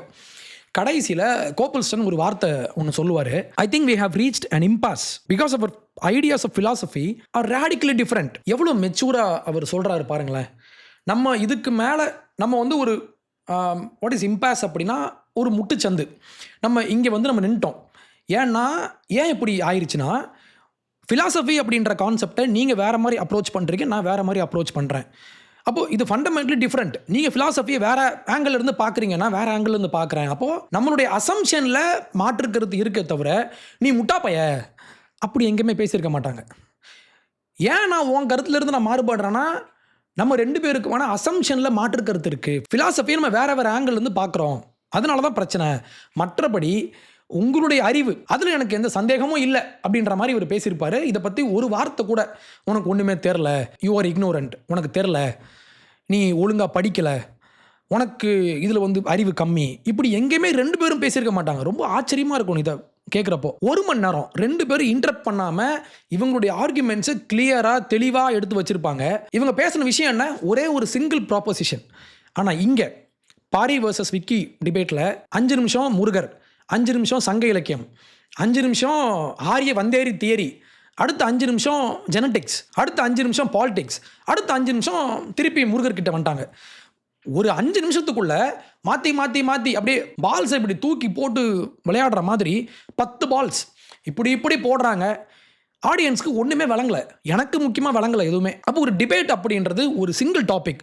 முருகர் அப்படின்றவர் யார், மனுஷனாக இருந்து கடவுளாக மாறினாரா, இல்லை கடவுளாக இருந்து கடவுளாகவே இருக்காரா இப்படின்ற அந்த ஒரு பாயிண்ட் இருக்குல்ல, இதுக்குள்ள வெள்ளையா இருக்கான், ஆரியன் வந்தான், பிராமணன் கோயிலை திருடினா, என்னென்னமோ பேசிக்கிட்டு இருக்காங்க. நீங்கள் பேசுங்க, ஆனால் டாப்பிக்கை ஒழுங்காக சூஸ் பண்ணி அங்கேருந்து பேசணும் அப்படின்றது முக்கியம். அதுக்கு ரசல் அண்ட் கோப்புல்ஸ்டன் நமக்கு ஒரு பெஸ்ட் எக்ஸாம்பிள். ஒவ்வொருத்தரும் படிங்க. நெக்ஸ்ட் நான் இப்போ இங்கே வந்துடுறேன். இப்போ ரசல் அண்ட் கோப்புல்ஸ்டன் பேசுனாங்கல்ல, இதில் எங்கேயுமே இவங்க என்கிட்ட இந்த பேப்பரில் இப்படி போட்டிருக்கு, உடனே இவர் அப்படியா ஓகேங்க, இப்படி ஒரே ஒரு சீன் கூட இருக்காது. ஒவ்வொரு ஃபிலாசபிக்கல் ஆர்குமெண்ட்டையும் இவங்க ஸ்லோவாக அன்பேக் பண்ணுவாங்க. இவர் ஒரு ஆர்குமெண்ட் சொன்னார்னா ஓகேங்க நான் அங்கேருந்து வரேன் அப்படின்னு சொல்லிட்டு இவர் என்ன பண்ணுவார், இந்த ஆர்குமெண்ட்டை அப்படி அன்பேக் பண்ணி ஓப்பன் பண்ணி உள்ளே போய் இதுக்கு இந்த ஆங்கிளில் தான் நம்ம பார்க்கலாம் அப்படின்னு ஒரு விளக்கம் ஒன்று கொடுப்பாரு. இங்கே பாரி சொல்கிறாரு, ஆரியன்ஸ் வந்து வெளியே இருந்து வந்தாங்க, இது வந்தாங்களா இல்லையான்றதுக்குள்ள நான் போக விரும்பலை, வந்தாங்கன்னு இவர் சொல்கிறாரு. ஓகே, எங்கங்க எவிடன்ஸ்னா, நான் சைடில் நான் ஓட விடுறேன் அப்படின்னு சொல்கிறாரு. அப்போ பாரி ஒரு ஸ்காலர்ஷிப்பை வந்து இங்கே இன்வோக் பண்ணுறாரு. What is that? ஸ்காலர்ஷிப், ஒரு ரிசர்ச், ஒரு ஜெனட்டிக் ரிசர்ச்சை இவர் இன்வோக் பண்ணாருன்னா அதை சைட் பண்ணணுமா இல்லையா? இந்த ஸ்காலர் சொன்னார், இல்லை இந்த பேப்பரில் இப்படி சொன்னாங்க. நீங்கள் உள்ளே இருக்கிற ஆர்குமெண்ட்டை நீங்கள் ரொம்ப விரிவாக நீங்கள் பேச வேண்டாம். அட்லீஸ்ட் இந்த ஸ்காலர் சொன்னார். ஏன்னா பாரி வந்து ரொம்ப கான்ஃபிடென்ட்டாக சொல்கிறாரு, இதுக்கான பேப்பர்லாம் இருக்குது. என்ன பேப்பர் இருக்குது? ஆரியன்ஸ் ஸ்டெப்பி புல்வெளி வழியாக உள்ளே வந்து குடியேறினாங்க அப்படின்ற ஒரு ஆர்குமெண்ட் நீங்கள் வச்சிங்கன்னா, இது பேப்பரில் இருக்குன்னு நீங்கள் சொன்னீங்கன்னா விச் மீன்ஸ் நீங்கள் படிச்சிருக்கீங்கன்னு அர்த்தம். ஓகே, நீங்கள் படிச்சிருக்கீங்க, உங்களுக்கு தெரியும். அப்போ எங்கே படிச்சீங்க? பேப்பர் படிச்சிங்கன்னு சொல்கிறீங்க, பேப்பர் எழுதின ஆத்தர் நேம் தெரியாதோ? யார் எழுதுனாங்க, அவங்க அது எந்த ஜேர்னலில் வந்துச்சு, அந்த ஆத்தருக்கான அவருடைய கிரெடென்ஷியல்ஸ் என்ன, அவர் யார், அவர் எந்த பல்கலைக்கழகத்தில் வேலை பார்க்குறாரு, இதெல்லாம் கூட வேண்டாம்னு வச்சுக்கோங்களேன். இதெல்லாம் வேண்டாம். பேப்பரோட பேர் என்ன, அது என்ன பேப்பர், யார் எழுதுனாங்க, இந்த மாதிரி எதுவுமே இல்லை. நான் சைடில் ஓட விடுறேன் அப்படின்னா நீங்கள் ஸ்காலர்ஷிப்பை நீங்கள் உள்ளே கொண்டு வந்தால் நீங்கள் இதுக்கு ஆன்சர் பண்ணி தான் ஆகணும். அப்படி நீங்கள் பண்ணியிருந்தீங்கன்னா விக்கிக்கு வந்து இப்போ ஒரு சேலஞ்ச் ஒன்று உருவாகிருக்கும். விக்கிக்கு வந்து இல்லைங்க அப்படின்னு சொல்லி இவர் சேலஞ்ச் பண்ணுறதுக்கு இவர் ஒரு பேப்பரை வந்து சைட் பண்ணார்னா ஆடியன்ஸ்க்கு இப்போ புரியும். இதில் இப்போ எப்படி மாறி போயிடுச்சுன்னா, பாரி வந்து நான் சொல்கிறேன், நான் பேப்பர் படிச்சிருக்கேன், நம்புங்க என்ன, ட்ரஸ்ட் மீ ப்ரோ, அப்படி தான் போயிடுச்சு. அதே மாதிரி பாரி இன்னொன்று சொல்கிறாரு, அதில் பெரிய காமெடி. அது ஆரியன்ஸ் வந்து வெள்ளையாக இருப்பாங்க, தமிழ் மக்கள் வந்து கருப்பாக இருப்பாங்க. அப்போ இன்றைக்கி தமிழ் மக்கள் ஏன் வெள்ளையாக இருக்காங்கன்னா, ஆரியன்ஸ் வந்து எங்கள் கூட இனக்கலப்பு செஞ்சுட்டாங்க, இனக்கலப்பு செஞ்சு எங்களுடைய பெண்களை இவங்க, இது ரொம்ப அசிங்கமாக அவர் சொன்னார், இது வேறு மாதிரி போயிடுச்சு, எங்களுடைய பெண்களை இவங்க கவர்ந்து கொண்டு மேரேஜ் பண்ணி அந்த 2 இனங்களும் இன்டர்மிக்ஸ் ஆகி நாங்கள்லாம் பிறந்தோன்னு இவர் சொல்கிறாரு. இதுவும் ஒரு ஸ்காலர்ஷிப் சார்ந்த ஒரு விஷயம். ஏன்னா எந்த ஜெனட்டிக் பேப்பர் இதை சைட் பண்ணுறாங்க, இதுக்கான எவிடன்ஸ் என்ன, எந்த ஸ்காலர் இப்படி சொன்னார். ஏன்னா ஆரியன் இன்வேஷன், ஆரியன் குடியிருப்பு, ஆரியன் படையெடுப்பு அப்படின்னு சொல்லலாம், இல்லைனா ஆரிய மைக்ரேஷன், ஆரிய குடியேற்றம். ஆரியன் மைக்ரேஷன் தான் சரியான வார்த்தையை நான் பார்க்குறேன். பட் தமிழ் தேசியவாதிகள் இதை இன்வேஷன் சொல்லுவாங்க. அதுவும் தப்பு இல்லை, ஓகேவா? ஏன்னா இந்த உலகம் எங்குமே எல்லாருமே இன்னொரு நாட்டுக்குள்ளே போய் இன்வைட் பண்ணி தான் வாழ்ந்துருக்கோம். தமிழ் மக்களுமே இங்கேருந்து அப்படியே இங்கேருந்து முளைச்சி வந்தாங்கன்னா அதையும் நான் ஏற்க மாட்டேன். ஓகே, எல்லாருமே எல்லா காலத்துலேயுமே நம்ம மூவ் பண்ணியிருக்கோம், இன்னொரு நாட்டுக்குள்ளே நம்ம புகுந்திருக்கோம். இன்வேஷன் வச்சுக்கலாம், இல்லை மைக்ரேஷன் வச்சுக்கலாம், வாட் எவர் இட் இஸ். அப்போ இந்த ஆரியன் தியரி அப்படின்றது இந்திய வரலாற்றில் ரொம்ப அதிகமாக இது வரலாறு ஜெனட்டிக் அப்படின்றதையும் தாண்டி இன்றைக்கி ஒரு பொலிட்டிக்ஸாக இன்றைக்கி இது மாறி போயிடுச்சு. அப்போது இவ்வளோ முக்கியமான ஒரு சப்ஜெக்டை இவர் சொல்லும்போது இதில் இவர் சொல்கிறது உண்மையாக பொய்யான்றதை விட்டுருங்க, இது தேவையில்லை. ஆனால் நீங்கள் ஒரு வரலாற்றை நீங்கள் வந்து இன்வோக் பண்ணுறீங்கன்னா ஒரு எக்ஸ்ட்ராடினரியான ஒரு கிளைம் நீங்கள் வைக்கிறீங்க. அப்போ இன்றைக்கி நம்ம ஊரில் வெள்ளையாக இருக்கிற அத்தனை பேருமே இவங்க வந்து இனக்கலப்பு செஞ்சாங்கன்னு இவர் சொல்கிறாருன்னா இதனுடைய தாக்கம் ரொம்ப அதிகம். ரொம்ப ஒரு வெயிட்டான ஒரு ஆர்குமெண்ட் இது. இந்த வெயிட்டான ஆர்குமெண்ட்டுக்கு ரொம்ப வேகா நான் அந்த பேப்பரில் படித்தேன், நான் சைடில் ஓட விடுறேன் அப்படின்னா இது ஸ்காலர்ஷிப் கிடையாது, மாறாக மனிப்புலேஷன். ஏன் இவரால் கோட் பண்ண முடியலன்னா ஃபஸ்ட்டு இவருக்கே தெரியாது. ஏன்னா இது வரைக்கும் ஒரே ஒரு முறை கூட இந்த நபர் பாரிசாலன் தன்னுடைய என்டையர் கரியரில் ஒரே ஒரு முறை கூட இந்த ஆத்தர், இல்லை இந்த பேப்பர், இல்லை இந்த புத்தகம், இல்லை இந்த எவிடன்ஸ், இல்லை இந்த டேட்டா என்னைக்காவது பேசியிருக்காரா? இப்போது விக்கி வந்து தம்ப்நெயில் வச்சார், தம்ப்நெயிலில் ட்ரஸ்ட் மீ ப்ரோன்னு சொல்லி இவரை கேலி பண்ணார். அதில் எனக்கு உடன்பாடு இல்லை, ஆனால் அது உண்மைதான். பாரிசாலன் பண்ணுறதெல்லாம் எப்படின்னா, இவருடைய வாய், இந்த வாய் வந்து அப்படி மேலும் கீழும் அசைஞ்சு அந்த நாக்கு அப்படி சுழன்று பேசும்போது அப்போ உங்களுக்கு ஒரு சில ஓசைகள்லாம் வெளியே வரும் இல்லையா, ஓசைகள். அந்த ஓசைகள் தான் நமக்கு எவிடன்ஸ்னு இவர் நம்பிட்டு இருக்கார். இவர் வாய் இவருடைய எவிடன்ஸ். நீங்கள் உங்களுடைய கருத்தை விட்டுருங்க. இது வந்து ஒப்பீனியன் கிடையாது. ஒப்பீனியன் வேற, ஃபேக்ட்ஸ்ன்றது வேற. நீங்கள் என்ன சொல்கிறீங்க, ஆரியன்ஸ் அங்கேருந்து வந்தாங்க. இதில் நான் திருப்பி சொல்கிறேன், வந்தாங்களா இல்லையா, வந்தாங்கன்றதுக்கான எவிடன்ஸ் எங்கே, இல்லை வரல அப்படின்றதுக்கான எவிடன்ஸ் எங்கன்னு அது வந்து இந்த வீடியோவுக்கான ஸ்கோப் கிடையாது. அது பெரிய விஷயம். அதை நான் இன்னொரு நாள் நான் பேசுகிறேன். ஆனால் நீங்கள் சொல்கிறீங்கல்ல வந்தாங்க, அதுக்கான பேப்பர்ஸ்லாம் இருக்குன்னு சொல்கிறீங்கன்னா அட்லீஸ்ட் ஆத்தர் சொல்லுங்கள். இந்த ஆத்தர் இந்த பேப்பரில் இப்படி போட்டிருக்காரு, இந்த சாம்பிள், இந்த ஜெனடிக் மாடல் எடுத்துகிட்டு போயிட்டு இவங்க ரிசர்ச் பண்ணாங்க அப்படின்னு சொல்லணுமா இல்லையா? சொல்லலை. ஏன்னா இவருக்கு தெரியாது. சும்மா போகிற போக்கில் என்னத்தையாவது பேசக்கூடாது. ஆக்சுவலி நீங்கள் பேசலாம், அப்படி தான் பேசிகிட்டு இருக்கீங்க. யூதர்கள் தான் கண்ட்ரோல் பண்ணுறாங்க. ஏன்னா இவர் இந்த அகாடமியா அப்படின்ற இந்த விஷயத்தை இவர் எப்படி பார்ப்பார்னா, ஜூஸ் வந்து கண்ட்ரோல் பண்ணுறாங்க அப்படின்னு யோசிக்கிற ஆள் தான் இந்த ஆள். ஏன்னா இவர் பேசியிருப்பார் ஒரு 2-3 மந்த்ஸ் முன்னால், போன மாதம் நினைக்கிறேன், புத்தகத்தை பார்த்துட்டு வந்து எல்லாம் பேசுகிறாங்க. புத்தகத்தை பார்த்துட்டு வந்து பேசுகிறாங்க. ஏன் பேசுகிறாங்கன்னா அந்த புத்தகத்தில் சொல்லப்பட்ட விஷயங்கள் எல்லாமே யூதர்கள் தான் வந்து எழுதி வச்சுருக்காங்க அப்படின்னு சொன்னால்தான் இவர். அப்போ இவருக்கும் அகாடமிக்கும் சம்மந்தமே கிடையாது. இவர் முதல்ல அகாடமியை நம்புகிற ஆளும் கிடையாது. வாட் இஸ் ரிசர்ச், ஒரு ஸ்காலர்ஷிப்னா என்ன, ஒரு ஸ்காலர்லி ரிசர்ச்னா என்ன, சைட்டேஷன்னா என்ன, ரெஃபரன்ஸ்னா என்ன, 100 பேர் 100 விஷயம் எழுதி வைப்பான். நம்ம இதை நம்ப முடியும். இந்த மாதிரி இவருக்கு எதுவுமே தெரியாது ஃபஸ்ட்டு. ஓகே, அப்போ தெரியாமல் என்னத்தையாவது வந்து பேசிட்டு ஒப்பீனியன் சொல்கிற, இந்த வாயை சுழற்றி பேசுகிற அந்த ஸ்பீச்சு நினச்சிட்டார் போல். அப்படி பேசலாம். ஆனால் எவிடன்ஸ்னு வரும்போது உங்களை யாருமே சீரியஸாக எடுத்துக்க மாட்டாங்க இப்படிலாம் பேசிகிட்டு இருந்தீங்கன்னா. அடுத்து இந்த டிபேட்டில் எனக்கு லார்ஜராக இன்னொரு ப்ராப்ளம் எனக்கு புரிஞ்சுது. என்னென்னா, இந்த டிபேட் ரிலீஸ் ஆகி அடுத்த ஒரு 1 hour தான், 1 or 2 hours என்னோட கமெண்ட் செக்ஷனில் வந்து பாருங்க விக்கி வந்து அட்டி பொழந்துட்டாரு, பாரியை ஓட விட்டாரு, பாரி ஓடி போயிட்டாரு, பாரியால் பேச முடியல, பாரியை பிழிஞ்சு எடுத்துட்டாங்க, அப்போல்லாம் இவங்க பேசிகிட்டு இருந்தாங்க. ஐயா, டிபேட்டினுடைய பர்பஸே டிபேட்டை பார்த்து முடிச்சுட்டு நீங்கள் ஒரு கன்க்ளூஷனுக்கு வரணும். உங்களுடைய சார்பாக நீங்கள் ரிசர்ச் பண்ணுறதுக்கு உங்களுக்கு கண்டென்ட் கொடுத்துருக்காங்க.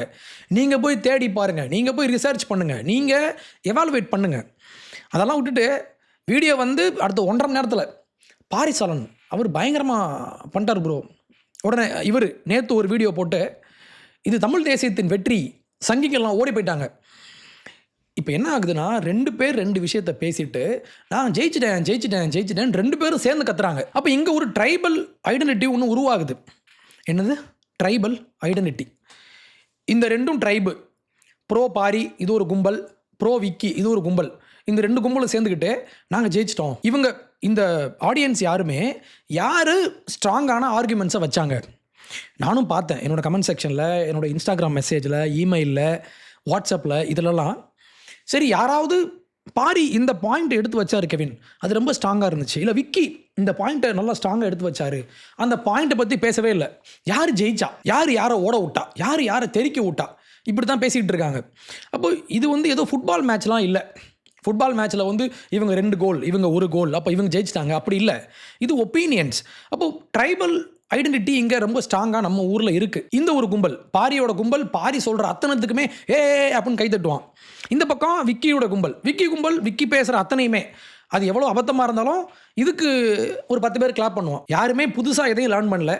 யாரோட ஐடியாஸும் இவங்க 2 பேரால் சேலஞ்ச் பண்ணப்படலை. இவங்க 2 பேரும் எதையும் கற்றுக்கவும் இல்லை, இந்த 2 குரூப்பில் உள்ளவங்களும். அப்போ உண்மையான டிபேட் என்ன அப்படின்னா, உங்களுடைய எதிரியை வந்து நீங்கள் ஹியூமிலியேட் பண்ணி, உங்கள் எதிரியை நீங்கள் அசிங்கப்படுத்தி, எதிரியை வந்து இவரை சங்கின்னு சொல்கிறது, இவரை ட்ரஸ்ட் மீ ப்ரோ அப்படின்னு இவரை பேச வேண்டியது. வீடியோ ரிலீஸ் ஆகிறதுக்கு முன்னாலேயே 2 பேருடைய சைடில் இருந்து 10 பேர் போயிட்டு இவங்க உட்காந்து பேசுகிறாங்க.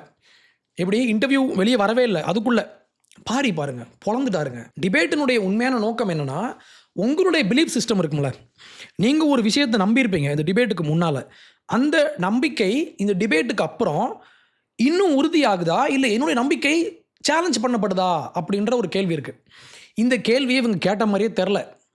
நான் எப்பவுமே அப்படி தான் டிபேட் நான் கேட்குறேன். இப்போ ஃபார் எக்ஸாம்பிள், கடவுள் இருக்காரா இல்லையா அப்படின்ற டிபேட்டை இந்த ஃப்ரெட்ரிக் கோப்பல்ஸ்டனும் பெர்ட்ரண்ட் ரசலும் பேசின இந்த டிபேட்டை நான் நிறைய முறை படிச்சிருக்கேன், டெக்ஸ்ட்டாக படிச்சிருக்கேன், வீடியோஸ் பார்த்துருக்கேன். ஒவ்வொரு முறையுமே நான் கேட்பேன், பெர்ட்ரண்ட் ரசல் சொல்கிற பாயிண்ட்டு வேலிடாக இருக்கா இல்லையா. ஆக்சுவலி நான் கடவுள் இருக்காரு அப்படின்ற அந்த முடிவுக்கு நான் வந்தாலுமே இன்றைக்கும் என்னுடைய நம்பிக்கையை, என்னுடைய பிலீஃப் சிஸ்டமை, என்னுடைய மத நம்பிக்கையை நான் இன்னும் கேள்வி கேட்பேன். நான் கேட்டுட்டு தான் இருக்கேன். ஒவ்வொரு முறையும் நான் கேட்பேன். ஒவ்வொரு முறையும் ஏத்திஸ்டிக் சைட்லேருந்து நாத்திக சைட்லேருந்து ஒரு கேள்வி வரும்போது அந்த கேள்வியை என்னோட பிலீஃப்க்கு எதிராக வச்சு நான் டெஸ்ட் பண்ணி பார்க்கணும். லைஃப் லாங் ப்ராசஸ் இது. அன்னைக்கு நான் கடவுளை நான் நம்பிட்டேன், அதனால் கடவுள் நம்பாத அத்தனை பேர் முட்டாப்பைய அப்படி நான் பேச மாட்டேன். Even though I'm a believer, I respect Bertrand Russell மாதிரியான ஆட்கள்லாம் எனக்கு பிடிக்கும். பெர்ட்ரண்ட் ரசல், கிறிஸ்டோபர் ஹிச்சன்ஸ், டாக்கின்ஸ், நீச்சேலாம் நீங்கள் பார்க்கலாம் பின்னால். நீச்சேனுடைய புத்தகங்கள்லாம் எல்லாம் படிச்சிருக்கேன். நீச்சேன்றவர் கிறிஸ்தவத்தை போட்டு பொழந்திருப்பார். பட் எனக்கு பிடிக்கும் அவர். I respect him. அவருடைய அறிவை நான் என்றைக்குமே கேள்வி கேட்டதில்லை. அப்போ என்னென்னா, இப்போ கிறிஸ்டியானிட்டி அப்படின்ற ஒரு மதம் இங்கே இருக்குது, இல்லை இந்த பக்கம் ஏத்திஸ்டிக் பிலீஃப் ஒன்று இருக்குது, நீச்சேவினுடைய விஷயங்கள். இவங்க 2 பேரும் ஒரு உண்மையை சொல்கிறாங்க. இந்த 2 பேரும் மாறுபடுறாங்க. மாறுபடும் போது இவங்க 2 பேரும் சேம் ஆர்குமெண்ட்டை வச்சுட்டு சேர்ற இடம்ன்றது வேறு மாதிரி இருக்கும். அப்போது நான் என்ன செய்யணும்னா, இந்த 2 பேருடைய ஆர்குமெண்ட்டை நான் மதிச்சுட்டு இதில் எனக்கு இது பிடிச்சிருக்குன்றதை விட்டுருங்க, எனக்கு இது உண்மைன்னு படுது, இது முக்கியம். நான் என்னுடைய பிலீஃப் சிஸ்டமை ஒரு புதுசாக வர்ற ஒரு ஐடியா, இதை சேலஞ்ச் பண்ணுற ஒரு ஐடியா கூட நான் மோதி பார்த்து நான் ஒரு உண்மையை நான் கண்டுபிடிக்கணும். இதுக்கு பேர் தான் டிபேட்டினுடைய மூலமே தான். ஏன் டிபேட் பண்ணோன்னா இதுக்கு தான் பண்ணணும். ஆனால் இவங்க யார் ஜெயிச்சிட்டா, சங்கி குரூப் ஜெயிச்சிட்டாங்களா இல்லை தமிழ் நேஷனலிஸ்ட் ஜெயிச்சிட்டாங்களா அப்படின்ற இந்த சண்டை இருக்கு இல்லையா.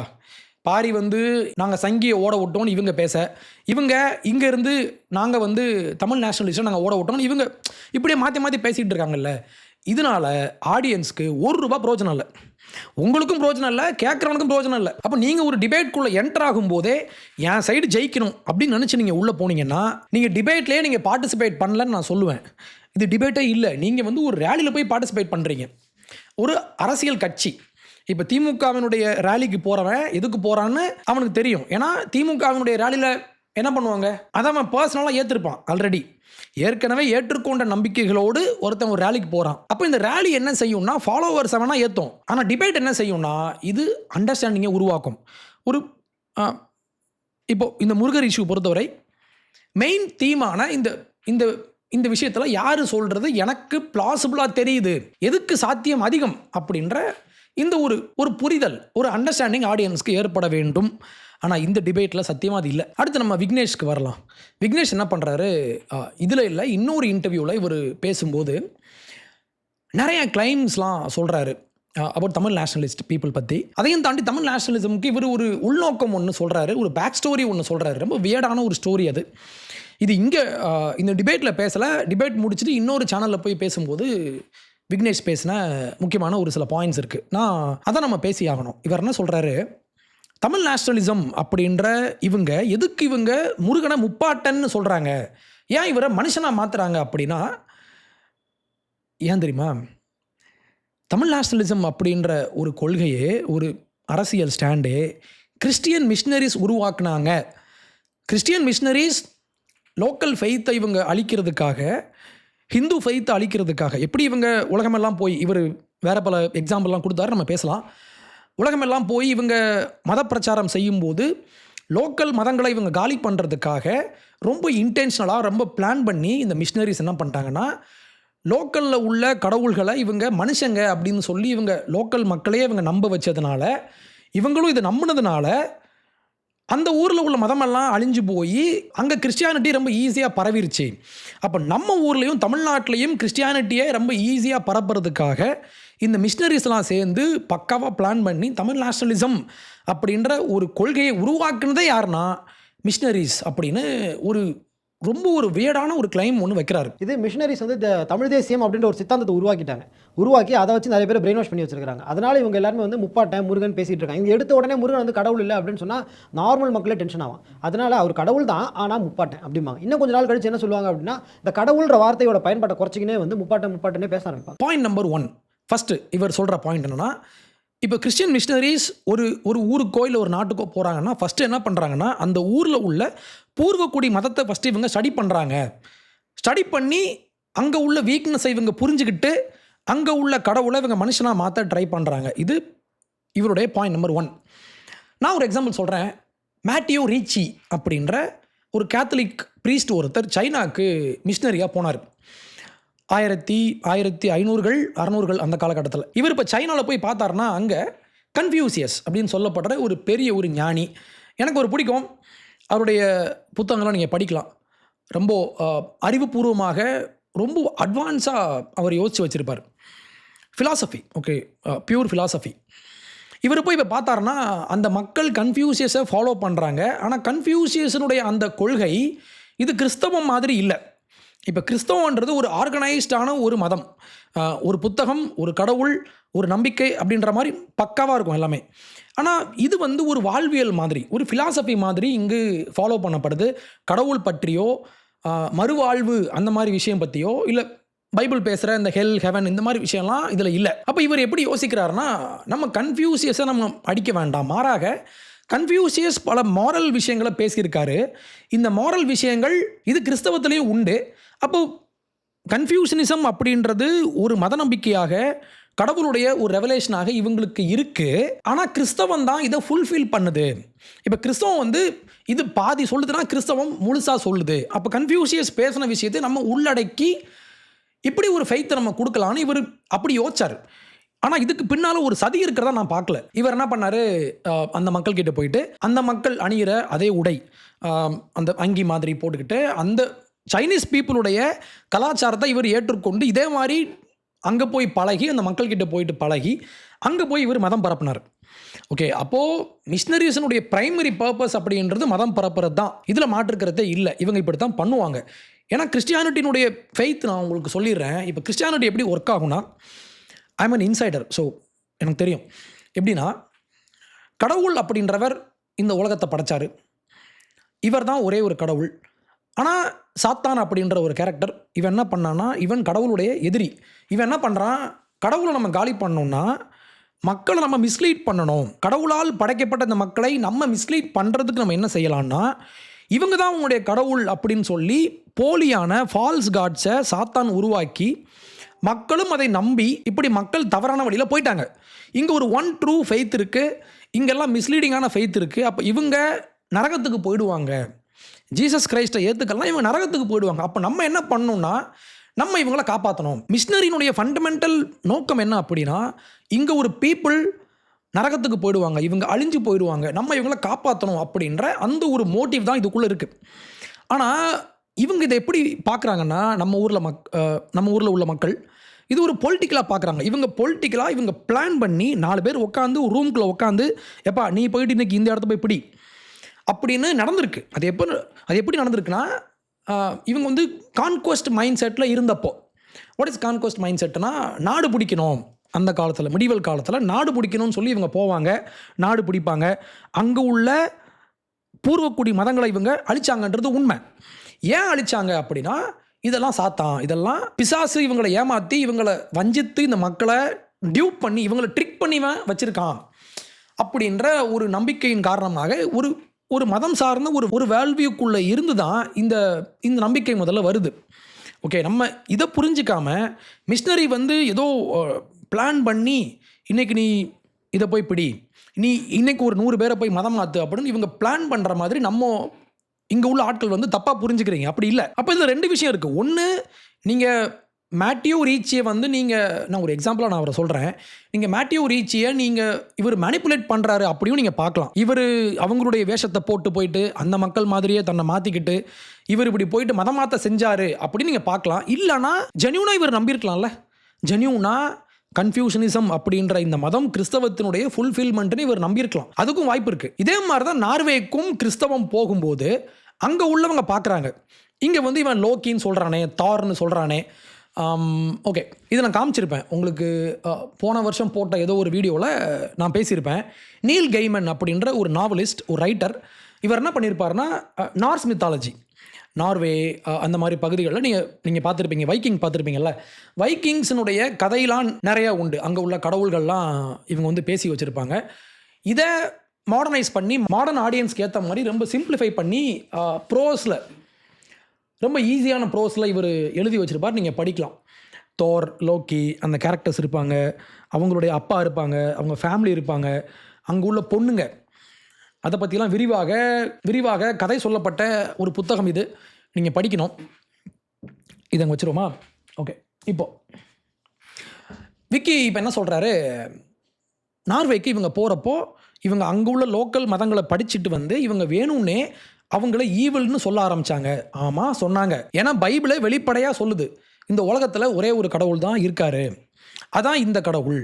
அப்போ மற்ற கடவுள்கள்லாம் இவங்க வந்து உண்மை கிடையாது, இவங்கெல்லாம் ஃபால்ஸ் காட்ஸ்னு பைபிள் சொல்லுது.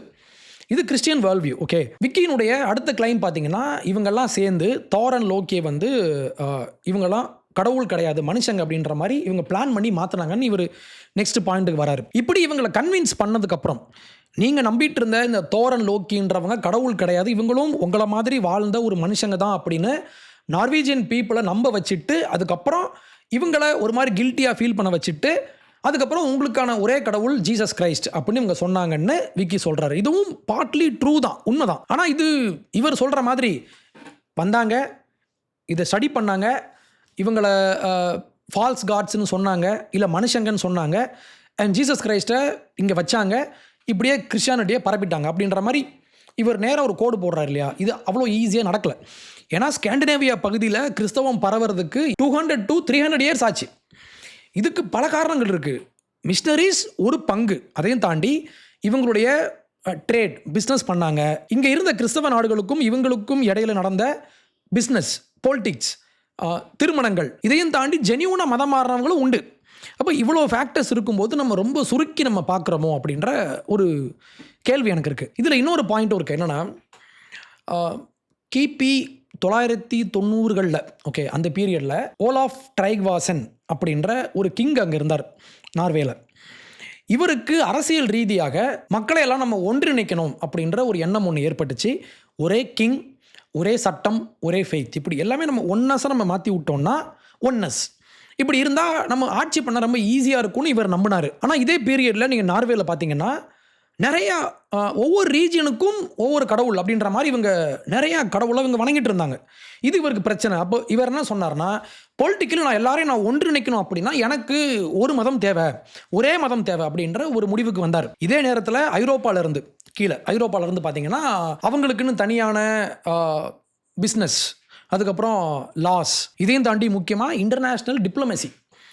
இவங்க இந்த இவங்களுடைய இந்த ஸ்காண்டினேவியன் இந்த ரீஜனை தாண்டி இவங்க வெளியே போகணும்னா, ஒரு சர்வதேச உறவு உங்களுக்கு ஏற்படணும்னா உங்களுக்கு ஒரு இது அத்தனையும் யூனிஃபை பண்ணுற மாதிரியான ஒரு மதம் உங்களுக்கு தேவை. ஓகே, இதெல்லாம் பார்த்துட்டு ஓலாஃப் என்ன பண்ணார்னா, இவர் கிறிஸ்டியானிட்டியை ரொம்ப அக்ரெசிவாக புஷ் பண்ண ஆரம்பித்தார். ஸோ இதுவும் ஒரு காரணம். அப்போ முழுக்க மிஷினரிஸ் மட்டும்தான் இதை பிளான் பண்ணி செஞ்சாங்க அப்படின்றதுல எனக்கு மாற்றுக்கிறது உண்டு. ஆனால் மிஷினரிஸினுடைய ரோல் கண்டிப்பாக இருக்குது, டெஃபினட்டாக இருக்குது. ஆனால் இவர் சொல்கிற மாதிரி ABCD இப்படியே லைனாக பண்ணாங்கன்னா அப்படி இல்லை, இது ரொம்ப காம்ப்ளெக்ஸ். அப்போ தான் கடைசியாக விக்கி சொல்கிறாரு, தமிழ் நேஷனலிசம் அப்படின்ற இந்த ஒரு ஐடியாவே இங்கே உள்ள மிஷினரிஸினுடைய ஒரு ஸ்கீம்.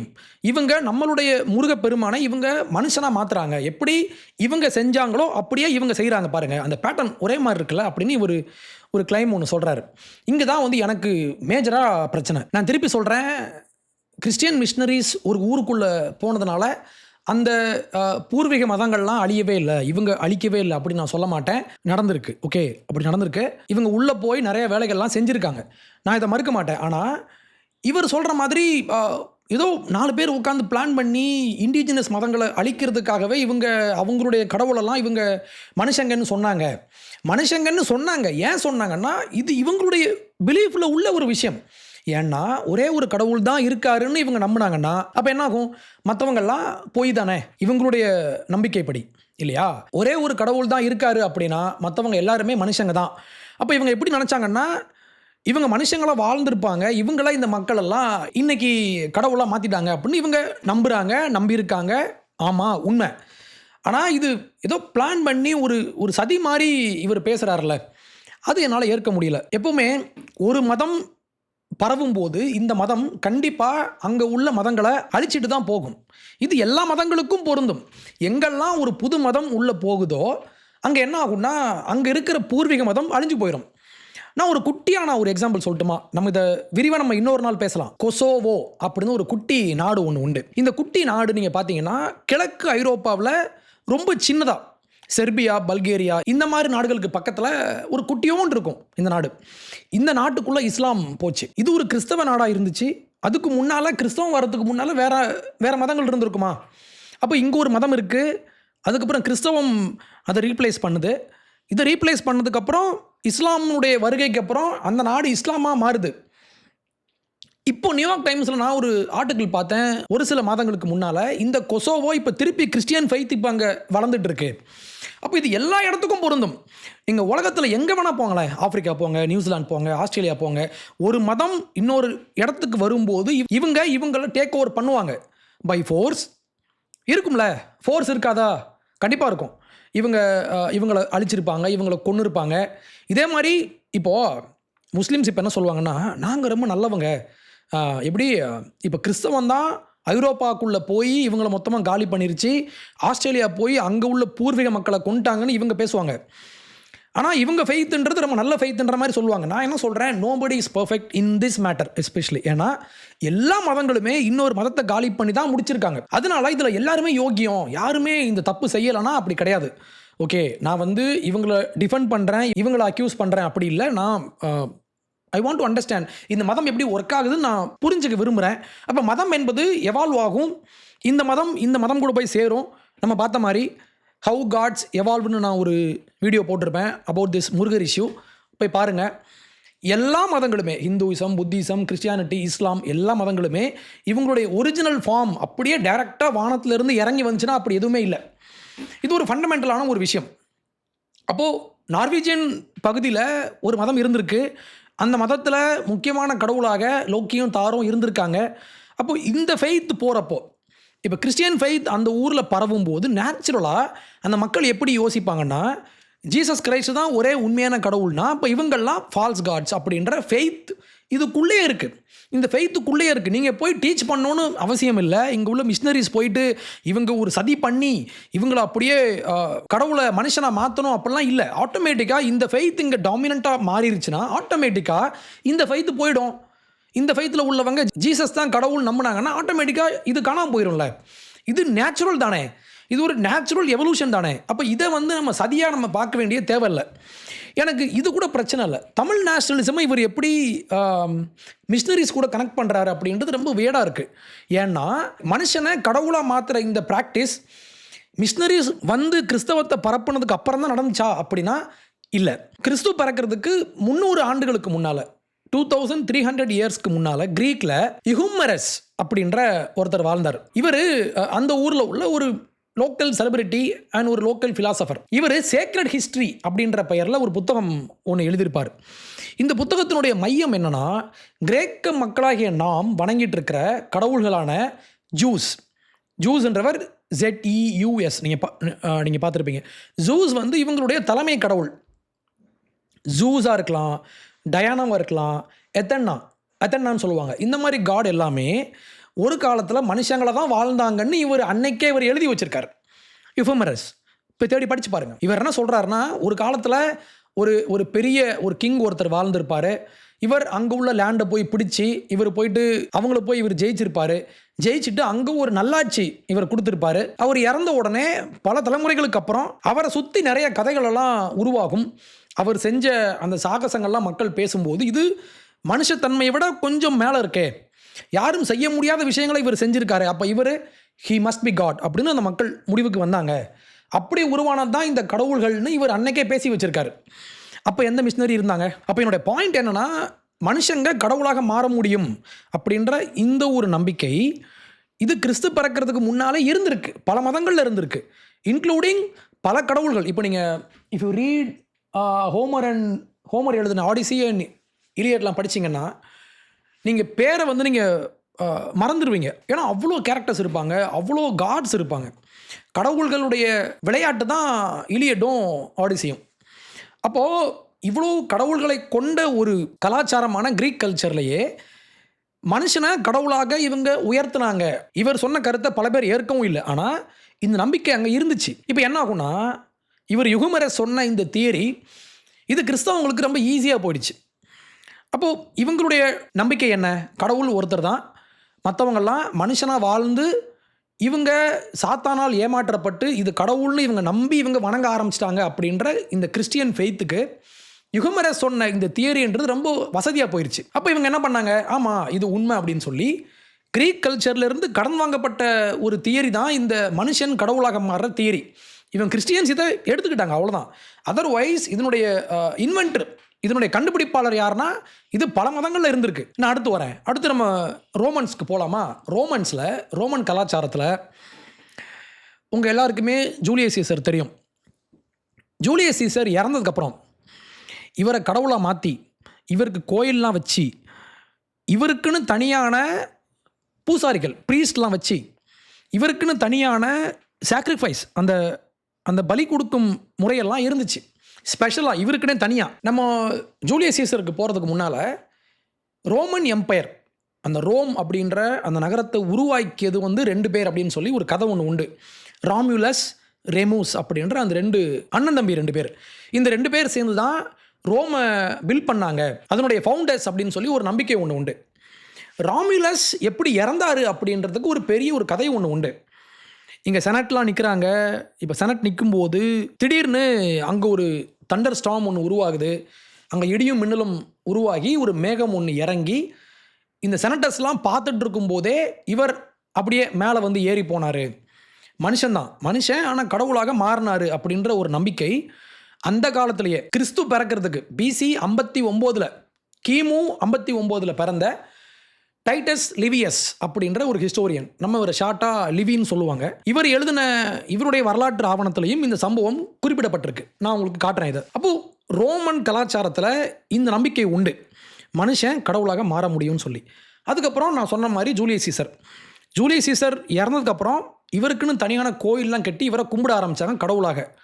அடுத்து இவருடைய அடாப்டட் பையனான ஆக்டேவியன், அகஸ்டஸ் சீசர், இவர் இறந்தப்புறமும் இவரை கடவுளாக வணங்கிட்டு இருந்தாங்க. அப்போ ஏன் இந்த நம்பிக்கை உருவாகுது அப்படின்னா, சாதாரண மனுஷங்க பண்ண முடியாத மிகப்பெரிய விஷயத்தை செஞ்சு மிகப்பெரிய ஒரு எம்பையரை கட்டி ரோம் மாதிரியான ஒரு மிகப்பெரிய ஒரு சிவிலைசேஷனை உருவாக்கி கான்குவர் பண்ணி, ஒரு காலத்தில் பார்த்தீங்கன்னா ரோமன் எம்பையருடைய பீக்கில் உலகில் 1/4 மக்களை ரோமன் எம்பையர் ஆட்சி பண்ணாங்க.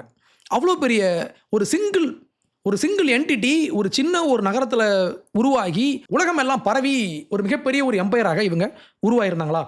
அப்போ இவங்களுக்கு கடவுளுக்கு நிகரான ஒரு சக்தி இருப்பதாக மக்கள் நம்பினாங்க. இது நம்ம தப்பாக புரிஞ்சுக்கிற மாதிரி நம்ம நினைக்கலாம்ல. இது இப்போ எப்படி விஜயெல்லாம் கடவுள் மாதிரி பார்க்குறாங்க, அந்த மாதிரி ஒரு ஹீரோ வர்ஷிப்பு நீங்கள் நினச்சிங்கன்னா தப்பு. ஏன்னா இவங்க ஹீரோ வர்ஷிப்பையும் தாண்டி லிட்ரலாக இவரை கடவுளாக இவங்க நம்ப ஆரம்பித்தாங்க. ரோமன் கலாச்சாரத்தில் 1-2 பேர் இல்லை, நிறைய பேர் இந்த மாதிரி கடவுளாகவும் பெண் கடவுளாகவும் இதில் உருவாக்கப்பட்டாங்க. இதுக்கு நான் எக்ஸாம்பிள் சொல்லணுன்னா SPQR, history of ancient Rome அப்படின்னு சொல்லப்படுற மேரி பேர்ட் அப்படின்ற ஒரு அம்மா, இவங்க எழுதின ஒரு வரலாற்று ஆவணம். ரோம பேரரசனுடைய தோற்றம் முதல் அதனுடைய முழு வரலாறையும் ரொம்ப ஷார்ட்டாக ஒரு 500 பேஜில் கொடுத்துருப்பாங்க. நீங்கள் வாய்ப்பு இருந்தால் படித்து பாருங்கள். நிறைய சைட்டேஷனோட, நிறையா எவிடன்ஸோட இன்றைக்கி இருக்கிற ரோமன் ஹிஸ்ட்ரி பற்றி இன்றைக்கி இருக்கிற லேட்டஸ்ட் ஸ்காலர்ஷிப்பை நீங்கள் இந்த புக்கில் படிக்கலாம். முக்கியமான ஒரு வரலாற்று ஆவணம். இந்த புத்தகத்தில் பக்கம் 428 இதில் இவங்க இந்த ப்ராக்டிஸ் பற்றி பேசியிருப்பாங்க. Oh dear, I think I am becoming a god அப்படின்னு தலைப்பு வச்சு எழுதியிருப்பாங்க. There are several other female members of the imperial family who had been added to the Roman pantheon since Julius Caesar had been declared a god in 42 BCE. In addition to the first Augustus and Claudius in 54 CE, Claudius, Augustus, இந்த மாதிரி இதுக்கு பின்னால் வந்த அத்தனை பேருமே கடவுளாக இங்கே மாற்றப்பட்டாங்க. அடுத்து ஒரு இன்ட்ரெஸ்டிங்கான ஒரு பேசேஜ் ஒன்று உண்டு இது கீழேயே. It is largely the legacy of the 2 main monotheisms of the ancient world. ஒன்று ஜூடாயிசம், இன்னொன்று ஜூடாயிசம்னுடைய கிளையாக முளைத்த கிறிஸ்டியானிட்டி. இந்த 2 பேரும் தான் இவங்க என்ன செஞ்சாங்க அப்படின்னா, that has encouraged us to see the invention of new gods, the adjustment and the extension of the pantheon and the fluidity of the boundary between humans and gods as faintly ludicrous. இப்போ கிறிஸ்டியானிட்டியும் ஜூடாயிசமும் ஒற்றை கடவுளை வணங்குகிற மதங்கள். இவங்க தான் என்ன பண்ணாங்கன்னா, மனுஷன் எப்படி கடவுளாக மாற முடியும் அப்படின்னு கேலி பண்ண ஆரம்பித்தாங்க. இந்த ஐடியாவை காமெடியாக மாற்றி விட்டது யாருன்னா கிறிஸ்டியானிட்டியும் முக்கியமான அதனுடைய ஃபவுண்டேஷனான ஜூடாயிசமும். அப்படி கிறிஸ்டியன்ஸ் என்ன பண்ணாங்க அப்படின்னா, and Christians in particular both ridiculed the very notion that the obviously human emperor was divine and occasionally paid with their lives for the refusal to give him any kind of religious honor.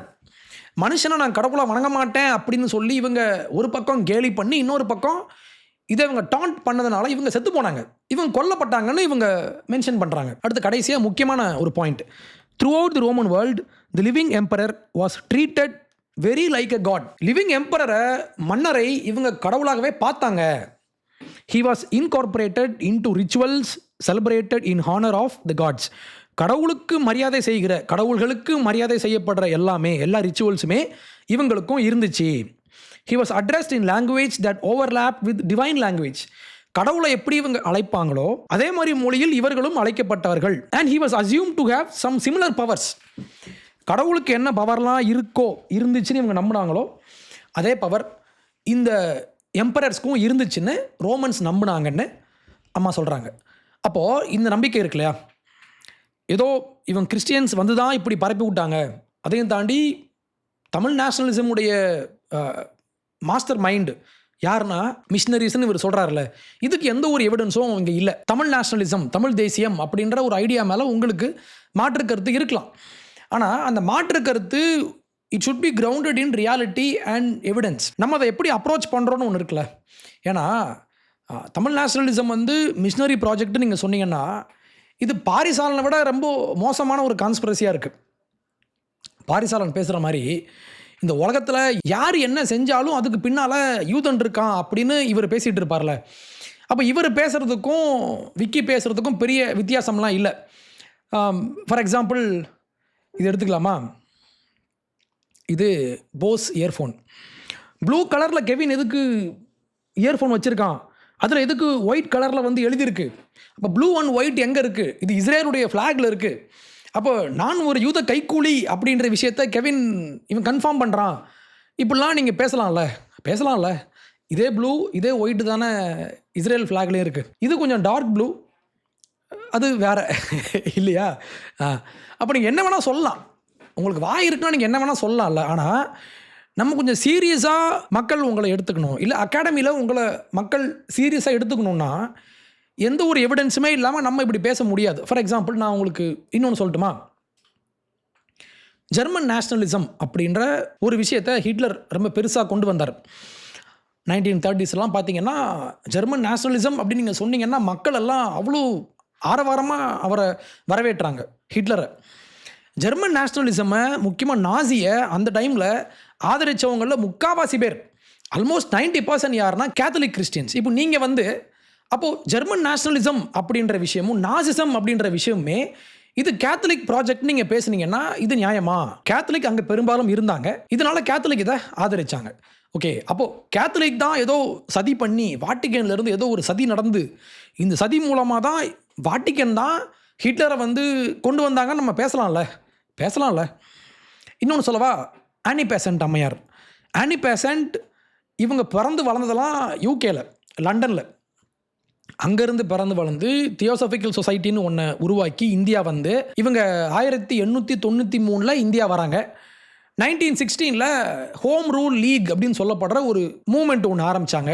இந்த மூமெண்ட்டினுடைய நோக்கம் என்ன அப்படின்னா, India தன்னைத்தானே ஆட்சி பண்ணிக்கணும், இந்தியாவுக்குன்னு self governing ரூல்லாம் வேணும், self governing உரிமைகள்லாம் வேணும், நாங்கள் தான் எங்களை ஆட்சி பண்ணிக்கணும். அப்போ பிரிட்டிஷனுடைய ஆட்சி இங்கே ரொம்ப இல்லீகலாக இருக்குது, இது தப்பு, இந்தியர்கள் தான் இந்தியாவை ஆட்சி பண்ணணும்னு பேசுனாங்க ஆனி பெசன்ட் அம்மையார். இவங்க 1917 காங்கிரஸினுடைய இன்னைக்குள்ள காங்கிரஸ் இருக்கு இல்லையா, ஐஎன்சி, இந்தியன் நேஷனல் காங்கிரஸில் 1917 இவங்க லீடராக மாறினாங்க. இப்போ உடனே நம்ம வந்துட்டு இந்தியன் நேஷனலிசம் அப்படின்ற ஒரு கான்செப்டே இது தியோசபிக்கல் சொசைட்டினுடைய ஒரு சதி, நான் இப்படி பேசலாமா? அப்போ இந்தியன் நேஷனலிசம்குள்ளே இந்த அம்மா இவங்கள பொருத்திக்கிட்டாங்க. ஏன் சொல்கிறேன்னா, அப்போ இந்தியன் நேஷனலிசம், ஜெர்மன் நேஷனலிசம், ஜயனிசம், இது எல்லாமே இப்போ ஜயனிசம் வந்து பிரிட்டிஷில் உள்ளவங்க ஆதரிச்சிருப்பாங்க. அந்த இஸ்ரேலுன்ற ஒரு நாடு வந்து இண்டிபெண்ட்டாக மாறதுக்கு முன்னால் நம்ம உடனே இதெல்லாம் பிரிட்டிஷில் உள்ளவங்க தான் பிளான் பண்ணாங்க நம்ம சொல்ல முடியாதுல்ல. ஸோ அதே மாதிரி தான் இதுவுமே தமிழ் நேஷனலிசம் அப்படின்றது இவங்களுடைய பார்வையில், தமிழ் நேஷனலிஸ்டுடைய பார்வையில் இந்த மண்ணுக்கான ஒரு அரசியல், எனக்குன்னு தனியாக மொழி இருக்குது, எனக்குன்னு தனியான நம்பிக்கைகள் இருக்குது, எனக்குன்னு தனியான வாழ்வியல் முறை இருக்குது, அதனால் எனக்குன்னு ஒரு அடையாளம் வேணும்னு இவங்க பேசுகிறாங்க. இதில் உங்களுக்கு மாற்று கருத்து இருக்கலாம். அந்த மாற்று கருத்தை எப்படி வைக்கணும்னா அதுக்கு ஒரு அகாடமிக் ரிகர் ஒன்று இருக்கணும். சும்மா ஏதோ ஒன்று நம்ம பேசக்கூடாதுல்ல. ஸோ விக்கி வந்து விஷயம் தெரிஞ்சவர் தான். விக்கி சும்மா போகிற போக்கில் பேசுகிற ஆள் இல்லை. ஆனால் ஒரு சில நேரங்களில் நம்ம இந்த மாதிரி நம்ம ஒரு மூமெண்ட்டை காலி பண்ணுறோம் அப்படின்ற பெயரில் நம்ம எங்கேயோ இருந்து சம்மந்தமே இல்லாத ஆர்குமெண்ட்ஸ்லாம் நம்ம எடுத்துகிட்டு வந்தோம்னா நம்மளுடைய வேலிட் ஆர்குமெண்ட்ஸும் அடிபட்டு போயிடும் அப்படின்ற ஒரு முக்கியமான பாயிண்ட் நான் சொல்ல விரும்புகிறேன். இப்போ நான் லாஸ்ட்டாக இதில் நான் ஒன்று சொல்லி முடிச்சிடுறேன். இப்போது இந்த டிபேட்டினுடைய மையம் என்ன அப்படின்னா, விக்கியை பொறுத்தவரை முருகனை முப்பாட்டன்னு சொல்லி நீங்கள் இவருடைய தெய்வத்தன்மையை நீங்கள் குறைச்சிட்டீங்க. இவர் என்றைக்குமே லார்ட் சிவா அவருடைய மகனாக தான் இவர் இருந்திருக்காரு, என்றைக்குமே எட்டர்னலி அப்படின்னு விக்கி சொல்கிறாரு. இது ரெண்டுமே இன்ஃபேக்ட் இது ரெண்டுமே வேற வேற கேள்விகள். ஒரு பக்கம் இவர் மனுஷனாக இருந்து கடவுளாக உயர்த்தப்பட்டாரா, எக்ஸால்டேஷன், இல்லைன்னா இவர் என்றைக்குமே கடவுளாக இருந்தாரா அப்படின்ற இந்த ரெண்டு நம்பிக்கை இருக்கு இல்லையா, இந்த ரெண்டு நம்பிக்கையுமே வேற வேற கேள்விகள். ஏன் அப்படின்னா, இப்போ ஃபார் எக்ஸாம்பிள் முருக வழிபாடு இங்கே எப்படி உருவாச்சு, முருக வழிபாடு இங்கே எப்படி எவால்வ் ஆச்சு அப்படின்ற அந்த ஒரு கேள்வி இருக்குல்ல, அந்த ஒரு கேள்விக்கு நம்ம பதில் நம்ம எங்கே போய் தேடலாம்னா, we can go to history, we can go to சங்கம் லிட்ரேச்சருக்கு போகலாம், ஆர்கியாலஜி போகலாம், மித்தாலஜியை நம்ம கம்பேர் பண்ணலாம். ஸோ அதுக்கு நம்ம லிட்ரேச்சர்கிட்ட போகலாம்.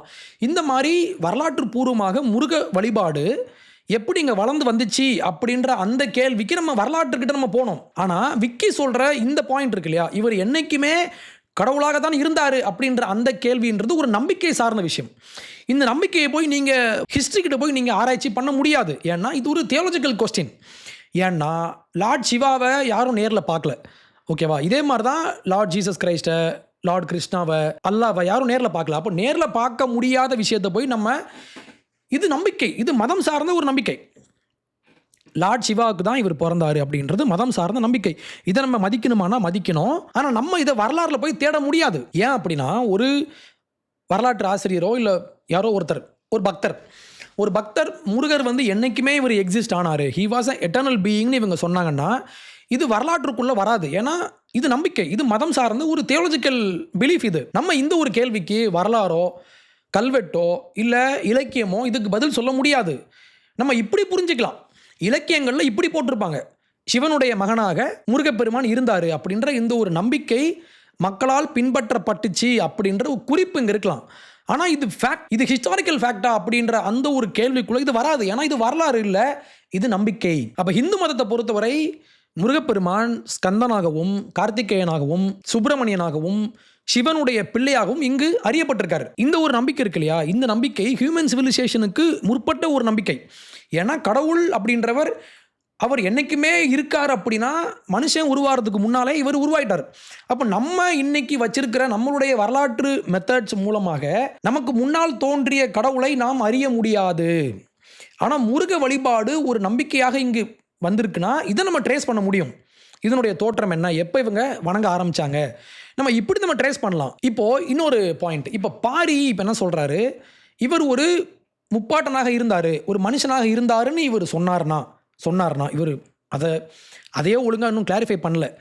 மனுஷனாக இருந்தார், பின்னால் அதுக்கப்புறம் இவர் கடவுளாக வணங்கப்பட்டார் அப்படின்ற மாதிரி ஒரு கிளாரிஃபிகேஷன் எனக்கு கிடைக்கல.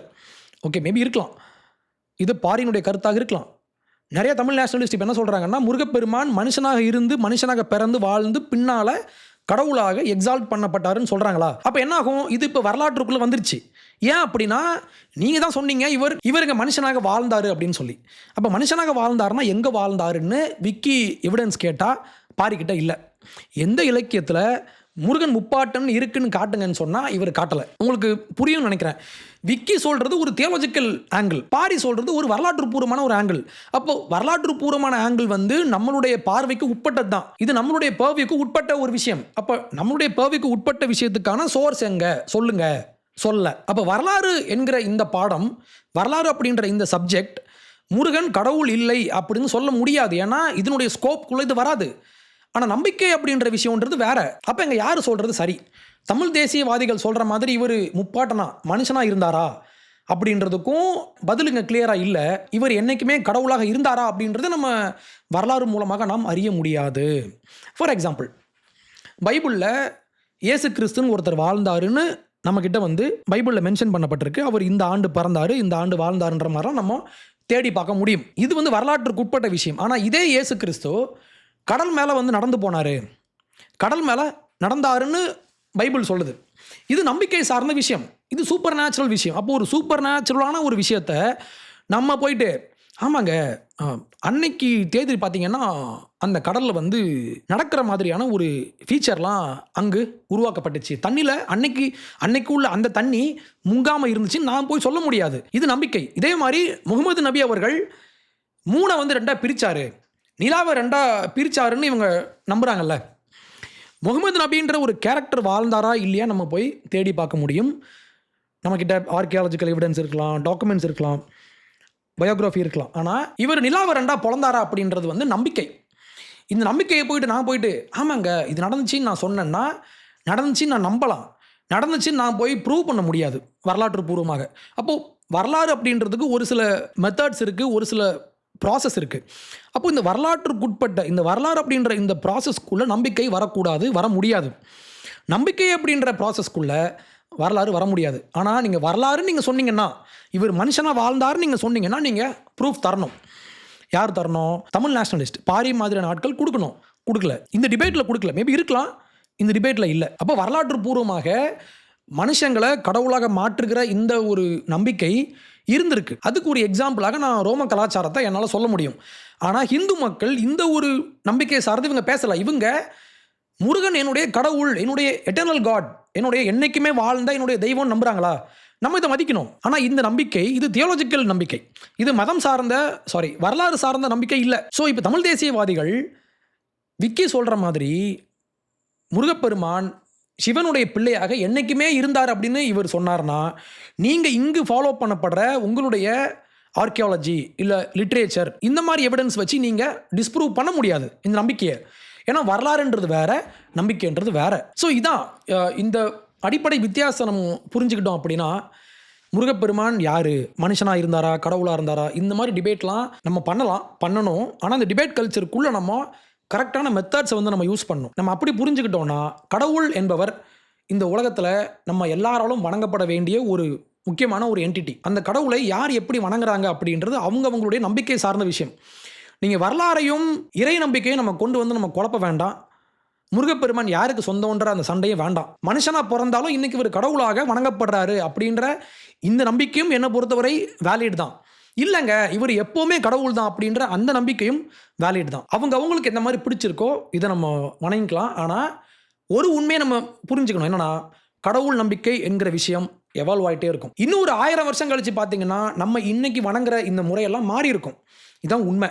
அப்போ இன்னொரு 1000 வருஷம் கழிச்சு 3026ஆம் ஆண்டு நம்மளுடைய பிள்ளைகள்லாம் வந்து தேடி பார்க்குறப்போ இன்னைக்கு நம்ம வணங்குற முறையெல்லாம் தவறுன்னு இவங்க சொல்ல முடியாது. ஏன்னா இன்னைக்கு நம்ம காலத்துக்கு நம்ம வணங்குற முறை நமக்கு சரி, 3026 இவங்க வணங்குற முறை இவங்களுக்கு சரியாக இருக்கலாம்.